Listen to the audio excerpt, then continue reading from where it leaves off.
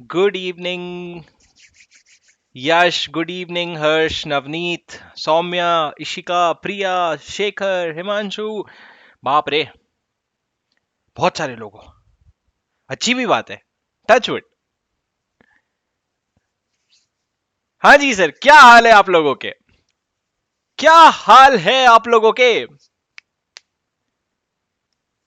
Yes people. चलो guys, welcome to the very first batch for CA Inter, wherein we are going to cover the full syllabus of CA Inter in about 100 hours. Sir तो ये batch क्या है? Fast track है, regular है, क्या है ये ना ऐसा बैच है जिसमें मेरे साथ जो लोग क्या करते पता है क्या करते रेगुलर बैच लेते हैं 180 घंटे का, और फिर उसको 2x की स्पीड पे चलाते हैं और उसको 90 घंटे में खत्म कर देते हैं। फिर सोचते हैं अरे मैंने 180 घंटे का रेगुलर कंटेंट किया, मेरे साथ नहीं कर पाओगे तुम। मेरे बैच में तुम 1.5x पे देख लोगे, शायद 60 घंटे 70 घंटे बाद 2x पे देखने लायक हो जाओगे, लेकिन उससे ज्यादा स्पीड नहीं कर पाओगे तुम। ठीक है, I am good Jinesha, thank you. Okay, तो sir, how is our class going to be today? How are we going to go about our class? Today's class will be very light. ठीक है, एकदम आराम आराम से। अपने को अचानक से डरना नहीं, अपन फाउंडेशन से उठ करके आए हैं, अचानक से बोले इंटर का इतना बड़ा सिलेबस, अपन डर डर जाएंगे। ठीक है, तो आराम आराम से पढ़ेंगे। प्रशांत, नोट्स क्या दे दूं? ये दे दूं लिखा हुआ, welcome we will start in 10 minutes. इसका नोट्स दे दूं? हाँ प्रशांत, तुम लोगों को सारी चीजें, मैं यहां बैठा हूं ना, मैं कहीं जा रहा हूं क्या? जब तक मैं यहां से नहीं जाता, तुमको किसी चीज का टेंशन नहीं लेना है कि सर नोट्स कहां से मिलेंगे, बैकअप कहां से, फलाना ढिमकाना, सारी चीजें कर लेंगे। पहले मैं जो पढ़ाने आया हूं, जो समझाने आया हूं, वो समझ लेते हैं, और उसके बाद ये सारी चीजें देख लेंगे। ठीक है, तुम लोगों को मेरी स्क्रीन अभी फिलहाल नहीं दिख रही होगी। अब तुम बोलोगे सर दिख तो रही है, वो क्या है, वो अटक गया है, ये स्क्रीन अटक गया है। अभी मैं वापस से शेयर करूंगा ना, तब तुम लोगों को स्क्रीन दिखेगी। तो कई बार ऐसा होता है, तुम लोगों को स्क्रीन दिख रही होगी, तुम लोगों को लगेगा शेयर हो रहा है, पर वो एक्चुअली में अटक जाता है। ओके सर, ओके गाइस, सबसे पहला question, I am super excited about this batch, like super से भी ऊपर excited about this batch. What is your status? आप लोगों का क्या हाल है? कहां है तुम्हारा जोश? कम ज्यादा थोड़ा मोड़ा कैसा जोश है तुम्हारा, ये बता दो। क्योंकि सर मैं ये देखना चाहता हूं कि शुरू वाले दिन जो लोगों का जोश था वर्सेस जो लास्ट वाले लोगों का जोश है, वो कैसे मैच करता है। ठीक है, मैंने देखा है 100 में 30 बच्चों का रेशियो रहता है जिनका लास्ट डे पे भी वही जोश रहता है, और उनको क्या मजा आती है मालिक क्लास में। और बाकी लोग क्या है, थोड़ा थोड़ा थोड़ा थोड़ा कभी कभी छटते छटते रह जाते पीछे। Are you guys super excited? Yes sir, we are super excited. तो सर बिना किसी, नहीं कैरी मिनाटी नहीं, बिना किसी देरी के शुरू करते हैं सर आज की क्लास। क्या है आज की क्लास? सर आज हम पूरा इंट्रोडक्शन पढ़ेंगे सीए इंटर के लॉ का। I am going to teach you paper 2 corporate and other law. मैं आपको कुछ चीजें बताने वाला हूं। बैच शुरू करने के पहले सबसे पहले मैं अपना इंट्रोडक्शन आप लोगों को दे देता हूं, क्योंकि बहुत लोग मेरे को नहीं जानते। थोड़ा सा लंबा इंट्रोडक्शन दूंगा, क्योंकि पूरे 100 घंटे में एक बार देने वाला हूं। ठीक है, और जिस इंसान को तुम 100 घंटे सुनने वाले हो, उसके बारे में 5 मिनट तो सुन ही सकते हो। चलो 5 मिनट नहीं, ना तुम्हारा ना मेरा, ठीक ठीक 3 मिनट का लगा लेते हैं। ठीक है, किसी को ऑडियो में कोई इशू हो रहा है? क्योंकि यश को इशू हो रहा है, किसी और को ऑडियो में कहीं इशू आ रहा है? अच्छा मैं समझ गया आप क्या बोल रहे हो, आपको ऑडियो में थोड़ा लैग आ रहा है।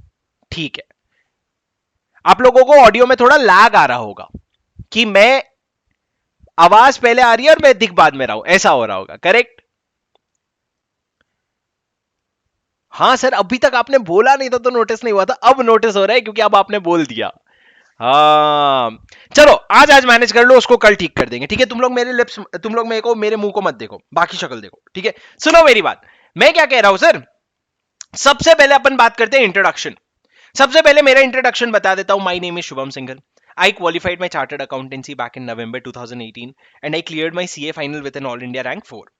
उसके पहले सीए बनने के पहले I had done my articleship from Deloitte which is a big four. उसमें एक स्टैट्यूटरी ऑडिट डिपार्टमेंट होता है, उसमें मैंने अपनी आर्टिकलशिप की थी। और आर्टिकलशिप करने के पहले अपने को इंटर करना पड़ता है, तो मैंने इंटर का बोथ ग्रुप का एग्जाम दिया था। वो मैंने एग्जाम दिया था रायपुर से, और मैंने बोथ ग्रुप का एग्जाम क्लियर किया था अपने फर्स्ट अटेम्प्ट में। और बोथ ग्रुप में अब उस टाइम पे 7 सब्जेक्ट हुआ करते थे, और उन 7 सब्जेक्ट में से मेरे को 6 सब्जेक्ट में एग्जामेशन आए थे।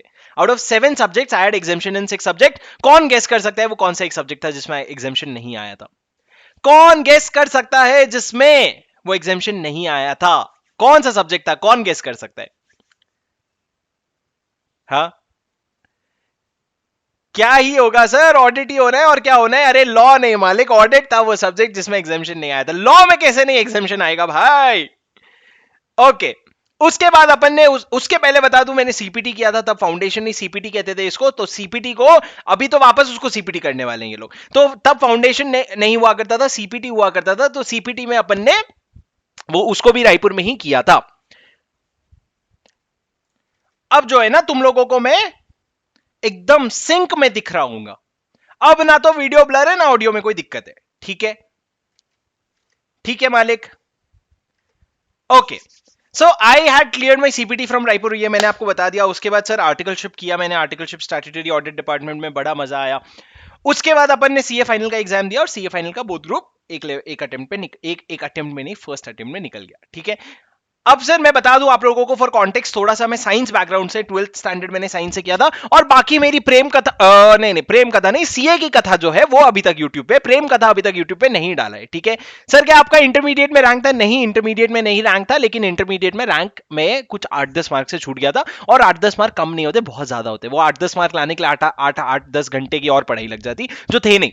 ठीक है, तो सर इस तरीके से अपन ने पूरा सीए का अपना जर्नी निकाला, और मैंने ऐसा 40 मिनट का वीडियो यूट्यूब पे डाल रखा है, वो तुम देख सकते हो। पर सर ये था मेरा इंट्रोडक्शन। ठीक है, उसके बाद जब मैंने अभी फिलहाल I am a professor of CA final law and I am also teaching CA inter. ठीक है, अब सर उसके बाद मैं आप लोगों को इंट्रोडक्शन कोर्स के बारे में देना चाहता हूं, लेकिन मैं आपको एक छोटा सा चीज बताना चाहता हूं। अब बात सिर्फ आपकी और आपके सीए इंटर की होगी, अब मेरी बात और नहीं होगी। ठीक है, सीए इंटर की बात होगी। सीए इंटर में आपको क्या करना है सर, आपको पेपर 2 में क्या लाना है? सबसे पहले सर अपने मन से ये डर हटा दो कि थियरी पेपर में एग्जामिशन नहीं आता। गए वो दिन जब थियरी पेपर्स में एग्जामिशन नहीं आते थे। आज with the right set of content, with the right set of preparation, good chunk of people are getting an exemption in theory. Practical में तो पहले आता ही आता था जिनको प्रैक्टिकल पसंद है, अब थियरी में भी एग्जामिशन आता है। तो आज के बाद अपने मन में कभी भी ये मत बोलना थियरी में एग्जामिशन नहीं आएगा, क्योंकि जितना तुम अपने मन में वो बोलोगे ना, उतना तुम मानने लग जाओगे। ठीक है, डर होना एक कि यार एग्जामिशन नहीं आएगा, फेल हो जाएंगे तो क्या होगा, वो अलग डर है, उसको पीछे रहने दो। लेकिन जुबा पे सिर्फ एक ही चीज रहेगी, जुबा केसरी नहीं वो वाला नहीं, जुबा केसरी नहीं, आपके जुबा पे सिर्फ एक ही चीज रहेगी कि भैया लॉ में तो एग्जामिशन लाना है, लॉ में एग्जामिशन लाके दिखाएंगे। तरीका है, वो तरीका सीख करके चले जाना मेरे साथ। ठीक है, दूसरी चीज सर, अब आपको समझना पड़ेगा, ये जो सीए इंटर है ना, ये आपके लाइफ का सबसे पहला प्रोफेशनल एग्जाम है जो आप दोगे। सर मतलब आप क्या बोल रहे हो, सीए फाउंडेशन प्रोफेशनल नहीं था? नहीं था, एक तरह से सीए फाउंडेशन उतना प्रोफेशनल नहीं था, क्योंकि जितनी मेहनत आपसे सीए इंटर मांगता है ना, उतना आपसे सीए फाउंडेशन नहीं मांगता। अगर आप कॉमर्स बैकग्राउंड से हल्के फुल्के में थोड़ा मस्ती मजाक करके भी अगर आपने फाउंडेशन का एग्जाम दे दिया, तो चांसेस हैं कि आप पास हो जाओगे। पर इंटर में ऐसा नहीं होता है दोस्त। मैं I am absolutely not undermining your foundation, foundation in itself is a difficult exam, but inter में आप समझ लो, inter is 8 times harder than foundation. इसका एक पेपर ना पूरे फाउंडेशन के एग्जाम जितना दम रखता है। ठीक है, तो आप जो अभी फाउंडेशन में जितना मस्ती मजाक करके आपने फाउंडेशन क्लियर कर लिया, उतना ही मस्ती मजाक करके इंटर भी क्लियर हो सकता है। लेकिन वो मस्ती मजाक के बाद जो समय बचेगा, जो पढ़ाई में डाल रहे हो, उसमें जान लगा देना। जैसे कि आप ये क्लास में आकर के बैठे हो, तो आपको अपनी जान लगा करके क्लास में बैठना पड़ेगा। अब जैसे सर बहुत सारे स्टूडेंट्स पूछ रहे हैं, सर बहुत सारे नोट्स, आप नोट्स लिखवाओगे क्या, लिखवाओगे क्या, लिखवाओगे क्या? मैं तुमको लिख के देता हूं कि मैं तुमको नोट्स नहीं लिखवाऊंगा, मैं तुमको नोट्स लिखने का टाइम नहीं दूंगा, मैं क्लास में डिक्टेट नहीं करूंगा। फिर भी वो बच्चा जिसको पढ़ना है, वो बच्चा जिसको नोट्स बनाना है, वो सारी चीजें नोट्स में लिख करके तुमको दिखा देगा। थोड़े दिन रुक जाओ टेलीग्राम ग्रुप में, मैं तुमको बता रहा हूं कि मैं नोट्स लिखने का टाइम नहीं भी दूंगा। अगर मतलब मान लो कोई नॉन इंपॉर्टेंट टॉपिक है और मैंने बोला चलो चलो आगे बढ़ो, और मैंने टाइम नहीं भी दिया अगर, तो जिस बंदे को लिखना है ना, वो लिख लेगा। पर सर उसकी तो राइटिंग स्पीड फास्ट होगी नहीं, उसको पूछ लेना, उसका ना बस मन होगा लिखने का, कि उसको पता होगा कि अगर मैं नोट्स में नहीं लिखूंगा तो मैं नहीं पढ़ पाऊंगा। पर मैं आपको बताता हूं नोट्स में क्या लिखवाऊंगा क्या नहीं लिखवाऊंगा, उन सब चीजों की टेंशन मत लो तुम। ठीक है। अब सर तो मैं ये बोल रहा था, जब आप इंटर लेवल पे आते हो तो आपको एक स्किल बहुत इंपॉर्टेंट होता है कि एक तो आप थियरी पढ़ो और वो थियरी का प्रैक्टिकल यूजेज क्या है वो भी समझते चलो, क्योंकि ये ना, ये जो लाइन मैंने लिखी है ना, applicability to apply knowledge practically, ये आपके आईसीआई मॉड्यूल में लिखा हुआ है। आपके आईसीआई मॉड्यूल में अगर आप इंट्रोडक्शन टू द कोर्स में जाओगे तो वहां पे ये लिखा हुआ है कि स्टूडेंट को सिर्फ थियोरेटिकल नॉलेज नहीं, उसका प्रैक्टिकल एप्लीकेशन भी आना चाहिए। आज ही के क्लास के एंड में मैं आपको एक क्वेश्चन पढ़ाऊंगा, उससे आपको समझ जाएगा इंस्टीट्यूट किस तरह से आपका प्रैक्टिकल एप्लीकेशन टेस्ट चेक करता है। फाउंडेशन में शायद स्ट्रेट फॉरवर्ड क्वेश्चन आ जाते थे, अब और नहीं आते दोस्त इंटर में। ठीक है। तो सर अपन स्किल्स के बारे में देखेंगे, उसके अलावा मैं आपको इंटर का पेपर पैटर्न बताना चाहता हूं। पर पेपर पैटर्न बताने के पहले मैं आपको इस आपके पेपर 2 का सिलेबस जरा सा बताना चाहता हूं। सर सिलेबस बताना चाहता हूं, सिलेबस बताना चाहता हूं मैं आपको। इंटर के पेपर का सिलेबस क्या है सर? आपका जो पेपर 2 है कॉर्पोरेट एंड इकोनॉमिक लॉ, ये रहा सिलेबस आपकी स्क्रीन पे। सिलेबस क्या है सर? आपका सबसे पहले आता है कॉर्पोरेट लॉ और दूसरी तरफ आता है अदर लॉ। ये जो लॉ है इसको इन्होंने दो पार्ट में बांट दिया, corporate law and other law. आपने फाउंडेशन में क्या पढ़ा था सर? आपने फाउंडेशन में पढ़ा था बिजनेस लॉ।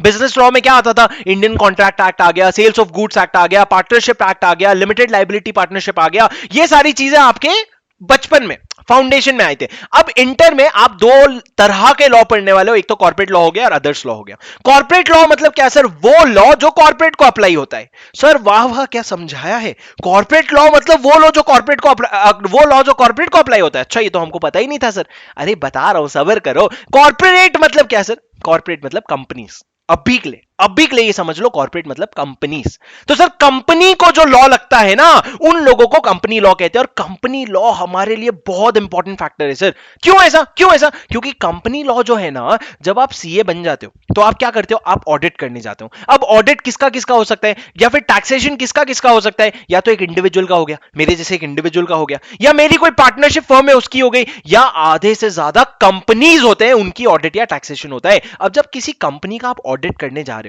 कि भैया ये ढंग से फाइनेंशियल स्टेटमेंट बना रहा है कि नहीं, ये ठीक से कंप्लायंस कर रहा है कि नहीं, तो आपको एज अ सीए कंपनी का नॉलेज तो होना चाहिए कि भैया कंपनी में कितने शेयर होल्डर होने चाहिए, कंपनी में कितने डायरेक्टर होने चाहिए, कितने तरह के कंपनी होने चाहिए। तो इसलिए हम सर पूरा कंपनी लॉ पढ़ेंगे। अब मैं आपको कंपनी लॉ के बारे में बता दूं। कंपनी लॉ जो होता है ना, उसको कहते हैं कंपनीज एक्ट जो होता है। बेसिकली ये कंपनीज एक्ट आपका पूरा सेक्शन 1 से शुरू होता है और सेक्शन 470 तक चलता है। सर अब ये सेक्शन क्या होता है? What is this section? दोस्तों, जब एक एक्ट लिखना होता है ना, एक एक्ट अगर लिखना होता है तो एक्ट को किसी तरह स्ट्रक्चर में लिखना पड़ेगा ना, किसी तो स्ट्रक्चर में लिखना पड़ेगा। तो सबसे पहले इन्होंने बोला, सबसे पहले ना तुम चैप्टर्स बनाओ, अलग अलग चैप्टर्स बनाओ। तो ऐसा कर करके इन्होंने ना टोटल 29 चैप्टर्स बनाए। अब चैप्टर्स में क्या बोला इन्होंने? चैप्टर 1 है तो चैप्टर 1 मान लो प्रिलिमिनरी है। प्रिलिमिनरी मतलब बेसिक बातें करता है। अभी बातें करने के लिए भी बहुत सारे पॉइंटर्स होने पड़ेंगे ना, तो वो बातों को इन्होंने लिखा सेक्शंस में, अलग अलग सेक्शंस में। ऐसा यहां सेक्शन 1 से शुरू हुआ, लिखते गए पूरे कंपनीज एक्ट में इन्होंने 470 सेक्शंस लिख डाले। मतलब सेक्शन लिखते 470 सेक्शंस लिख डाले और सेक्शन 1 से शुरू किया इन्होंने, 470 पे खत्म किया। अब सर जब आप सेक्शन लिखते हो, मान लो आप कोई भी चीज लिखते हो पैराग्राफ फॉर्म में, तो कभी कभी आपको अलग अलग पॉइंटर्स बताने होते हैं, अलग अलग सब पॉइंटर्स बताने होते हैं। तो सेक्शन के अंदर जो पॉइंटर्स होते हैं ना, उनको कहते हैं सब सेक्शन। और सब सेक्शन के अंदर और भी पॉइंटर्स होते हैं, उनको कहते हैं क्लॉज। और उसके अंदर और भी पॉइंटर्स होते हैं, उनको कहते हैं सब क्लॉज। और ऐसा खेलो ना सर, ऐसा मजा आ रहा है, थोड़ा और अंदर जाओ ना, अंदर नहीं, बस इतना ही है। पहले इन्होंने लिखा सेक्शन, फिर लिखा सब सेक्शन, फिर लिखा क्लॉज, फिर लिखा सब क्लॉज। मतलब बेसिकली क्या है, इनको एक स्ट्रक्चर्ड फॉर्मेट में बनाना था। क्यों सर? क्योंकि कई बार क्या होता है ना, लॉ में आपको मान लो अचानक से किसी ने बोला अरे ये लाइन का रेफरेंस लेना है, मतलब आपको कोर्ट में जज को ये लाइन समझाना है, तो आप क्या बोलोगे? अरे वो जो पेज नंबर में 5th लाइन है वो, ऐसा नहीं ना सर। आप क्या बोलोगे? सेक्शन 1 के सबसेक्शन 1 के क्लॉज 5 के सब क्लॉज ए में जो पॉइंट लिखा है वो पॉइंट की बात कर रहा हूं मैं। तो रेफरेंस देने के लिए आपको पूरा ऑर्गेनाइज स्ट्रक्चर में रखना था, तो आपने सेक्शंस में तो बांटा, सेक्शन 1 से 470, और उसके बाद उसको sub section clause sub clause में बांटा, जहां जहां पे भी जरूरत पड़ी आपको। अब सर वो सब तो ठीक है, उससे हमको फर्क नहीं पड़ता। हमको ये बताओ कि हमको याद करना है क्या? अरे क्या याद करना है क्या नहीं करना है, सब मेरा टेंशन। तुम बस घड़ी घड़ी जो मैं बोलता जा रहा हूं वो घड़ी घड़ी एब्जॉर्ब करते जाओ, आगे का तुमको पूरा सीए इंटर कैसे निकलेगा वो मैं तुमको बता करके दूंगा, बस तुम सुनते जाओ सुनते जाओ सुनते जाओ। ठीक है, अब सर सुनो, आपका मैंने कहा ये जो कंपनीज एक्ट है ना, कंपनीज एक्ट में सेक्शन 1 से कितने सेक्शन है, बोलो एक बार, अपने मुंह से बोलो ना, अपने जुबा से बोलो एक बार, जुबा केसरी बोलो अपने मुंह से एक बार, कितने सेक्शन है टोटल? सेक्शन 470 है सर। ठीक है, आपके मेरे बोलने पे और आपके टेक्स्ट के बीच में there is a lag of 10 seconds. ठीक है, तो अगर आपको मैं लेट रिप्लाई कर रहा हूं तो शांति बनाए रखना कृपया, यात्रीगण कृपया शांति बनाए रखना। अब मेरी बात सुनो सर, 470 सेक्शंस है, अब 470 सेक्शंस में से पूरा का पूरा 470 अपने को पढ़ना है क्या? नहीं, आपको सिर्फ और सिर्फ इंस्टीट्यूट ने बोला इतना ज्यादा नहीं पढ़ पाएंगे हमारे बच्चे, तो इन्होंने बोला 148 सब सेक्शन तक हम लोगों ने सीए इंटर में पढ़ना है। और 149 के बाद का क्या सर? 149 से लेकर के 470 तक आप लोगों ने सीए फाइनल में पढ़ना है। पर सर ये आज की कहानी है, मैं आप लोगों को बता देता हूं, ये आज की कहानी है। इंस्टीट्यूट ने जो नया स्कीम प्रपोज किया है, इंस्टीट्यूट ने जो नया स्कीम प्रपोज किया है, वो अगर एप्लीकेबल हो जाएगा तो ये जो 470 सेक्शंस तक फाइनल में है ना, उसको भी ये लोग ने खींच के यहां ले आना है। मतलब आपके सीए इंटर में 1 से लेकर के 470 तक आ जाएगा, वो आ जाएगा और हम चले जाएंगे, वैसा हाल है। ठीक है, अब मेरी बात सुनो सर, पॉइंट क्या है? पॉइंट ये है कि अभी सर, अभी आपने ये बात बोल के बहुत बड़ी गलती कर दी। अब हमको ये बताओ, हम पढ़ें क्या नहीं पढ़ें क्या? भाई मई 2023 वाले तुम तो एकदम शांत रहो, एकदम चिल मारो, तुम लोगों को यही वाला पढ़ना है। ठीक है, तुम लोगों को यही वाला पढ़ना है, तुम लोगों को इसके अलावा कुछ नहीं पढ़ना है, तो तुम एकदम शांत रहो। और 1 से 148 तो दोनों के इसमें कॉमन है, तो जब तक इंस्टीट्यूट से कोई क्लैरिटी नहीं आ जाती पहले वो पढ़ लेते, फिर टेंशन लेंगे अपन। ठीक है, अब सर मेरी बात सुनो, तो आपको समझा कि सेक्शन क्या होता है, सब सेक्शन क्या होता है, क्लॉज क्या होता है, सब क्लॉज क्या होता है, और चैप्टर्स क्या होता है। 29 चैप्टर्स है, 470 सेक्शंस है सर, सब सेक्शन का कोई हिसाब नहीं है। ऐसा नहीं कि 2000 सब सेक्शन, ऐसा कोई हिसाब नहीं है, सब सेक्शन जहां पे नीडेड है वहां पे है। और सर इस तरीके से इन्होंने कंपनीज एक्ट बना रखा है। तो अब सर जब इन्होंने कंपनीज एक्ट बना रखा है तो आपके सिलेबस में सिर्फ सेक्शन 1 से 148 डाला है। तो सर हमने कुछ तो फाउंडेशन में भी पढ़ लिया ना। अरे फाउंडेशन में आपने एकदम हल्के हल्के डेफिनेशन पढ़े थोड़े बहुत, और एकदम बेसिक बेसिक टच किया। अब तुम बहुत बड़े होने वाले हो, तुम 148 तक इतना बड़ा पार्ट पढ़ने वाले हो कि तुमको कंपनीज एक्ट का आधा तो एक तरीके से हो गया, समझ जाना। ठीक है, तो ये हो गया सर आपका कॉर्पोरेट लॉ। ये आता है 60 नंबर का। टोटल पेपर कितने नंबर का होता है सर? सर हमने सुना था आजकल 70 का कर दिया है। अरे वो 70 का अलग है, वो 100 का पेपर आता है जिसमें 30 मार्क्स का एमसीक्यू रहता है, 70 मार्क का डिस्क्रिप्टिव रहता है, वो छोड़ दो। अभी मैं ये बोल रहा हूं कॉर्पोरेट लॉ आता है 60 नंबर का। तो दूसरा लॉ क्या है सर? दूसरा लॉ अदर लॉ है जिसमें 4 अलग अलग एक्ट आते हैं। एक तरफ कंपनीज एक्ट अकेला खड़ा है और दूसरी तरफ 4 अलग अलग चीजें आते हैं सर। वो एक्ट नहीं है, सारे के सारे एक्ट नहीं है। जैसे कि पहला क्या हो गया सर? पहला हो गया इंडियन कॉन्ट्रैक्ट एक्ट। अरे सर ये तो डुप्लीकेशन हो गया, हमने तो फाउंडेशन में पढ़ लिया तो ये तो खत्म हो गया। नहीं भाई, जो तुमने फाउंडेशन में पढ़ा ना कॉन्ट्रैक्ट एक्ट, वो बेसिक नॉर्मल कॉन्ट्रैक्ट्स की बात करता है। यहां पे हम कुछ स्पेशल कॉन्ट्रैक्ट्स की बात करेंगे, जैसे कि एजेंसी हो गया, बेलमेंट हो गया, प्लेज हो गया, इस तरह के कुछ स्पेशल कॉन्ट्रैक्ट्स हैं सर। 5 स्पेशल कॉन्ट्रैक्ट्स हैं जिसके बारे में हम बहुत डिटेल में पढ़ने वाले हैं। बट आपका जो इंडियन कॉन्ट्रैक्ट एक्ट का बेस आपने फाउंडेशन में बनाया था, बेस वही रहेगा। तो सर मतलब आप क्या बोल रहे हो, हमको फाउंडेशन याद रखना जरूरी है? नहीं, जो भी चीजें रेलेवेंट होगी वो मैं आपको वापस याद करवाऊंगा। आपको कुछ भी याद रखने की जरूरत नहीं है। मैं ये मान के चलूंगा आपने फाउंडेशन कभी किया ही नहीं, क्योंकि बहुत सारे डायरेक्ट एंट्री वाले स्टूडेंट्स भी होते हैं। अब सर उसके अलावा नेगोशिएबल इंस्ट्रूमेंट एक्ट है। नेगोशिएबल इंस्ट्रूमेंट एक्ट बहुत ही इंटरेस्टिंग एक्ट है, जो आपने शायद अपने बचपन में फाउंडेशन में या शायद 12th स्टैंडर्ड में, जैसे आपने कुछ अकाउंटिंग किए होंगे बिल्स ऑफ एक्सचेंज के, बिल्स ऑफ एक्सचेंज के अकाउंटिंग किए थे। उस जो बिल्स ऑफ एक्सचेंज होता है वो अब एक नेगोशिएबल इंस्ट्रूमेंट होता है, चेक नेगोशिएबल इंस्ट्रूमेंट होता है। तो जो अकाउंटिंग आपने किया ना, उसके पीछे का लॉ क्या है, बिल्स ऑफ एक्सचेंज क्या होते हैं, चेक्स क्या होते हैं, कैसे ड्रॉ होता है, क्या वैलिडिटी होती है, वो बहुत सारी चीज अपन नेगोशिएबल इंस्ट्रूमेंट एक्ट में पढ़ेंगे। General clause act, general clause act और सर इंटरप्रिटेशन, ये दोनों में एक तरीके से ये बोल सकता हूं कि ये दोनों एक्ट वो हैं जो आपको लॉ समझने में हेल्प करते हैं। जनरल क्लॉज एक्ट क्या है sir? General clause act is basically an act which helps you understand law. तो भाई इसको बचपन में पढ़ाने का था ना, पर ठीक है, अपने को पढ़ना, अभी पढ़ाने बोला, अपन पढ़ लेंगे। और सर लास्ट में इंटरप्रिटेशन ऑफ स्टैट्यूट करके एक आपका चैप्टर है जिसमें वो आपको कहता है कि अगर हमने कहीं कंपनीज एक्ट में गलती से वर्ड में लिख दिया ना, गलती से वर्ड में लिख दिया ना, तो हम उसका इंटरप्रिटेशन शैल कर सकते हैं। क्या क्या बोले सर? सर मेरे को एक बात बताओ, I may go to Paris next year का मतलब क्या है? मैं शायद पेरिस जा सकता हूं, पर कंपनी लॉ ये कहता है कि हमने अगर मे बोला ना तो उसका इंटरप्रिटेशन हम शैल निकाल सकते हैं अगर हम चाहें तो। मतलब सर ये वो चैप्टर है जहां पे कंपनीज एक्ट बताएगा या कोई भी एक्ट बताएगा कि मेरी मनमर्जी कैसे चलती है वो तुम देखो। पर सर मुद्दे की बात हमारे लिए ये है कि ये जो चारों चैप्टर है ना दूसरी तरफ, ये लोग मिला करके they constitute 40 marks of your syllabus, and that is how your 100 marks is divided. 60 marks का कॉर्पोरेट लॉ, 40 मार्क्स का अदर लॉ। 60 मार्क्स के कॉर्पोरेट लॉ में आपका पूरा कंपनीज एक्ट सेक्शन 1 से 148 तक आता है, और अदर लॉ में आपके 4 अलग अलग तरह के एक्ट आते हैं। क्या इतनी सी बात तुमको समझ आई? क्या बस इतनी सी बात तुमको समझ आई? Okay sir, okay okay guys, अब मेरी बात सुनो, अब मेरी बात सुनो। सर ये तो आपने बोल दिया क्या सिलेबस में है, अपन समझ गए। How are we going to go about the syllabus? Basically दोस्तों हम लोग कॉर्पोरेट लॉ का we will try to complete a significant portion first. Corporate law का we will try to complete a significant portion first. जब अपना corporate law आधा खत्म हो जाएगा ना, तो वहां से हम कल्टी मारेंगे, जाएंगे अदर्स लॉ में।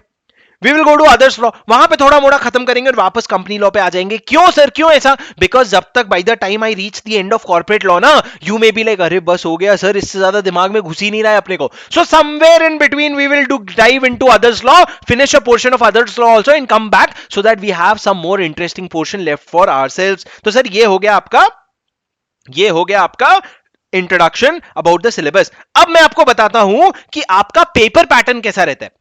आपका पेपर पैटर्न कैसा रहता है सर? इंस्टीट्यूट जो आपको क्वेश्चन देती है उसका पेपर पैटर्न कैसा रहता है? तो बेसिकली सर आपका पेपर जो है ना वो दो पार्ट में स्प्लिट होता है। आपको मेरी स्क्रीन पे दिख रहा होगा पार्ट 1 और पार्ट 2।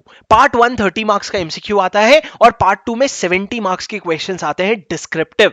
एमसीक्यूज मतलब क्या सर?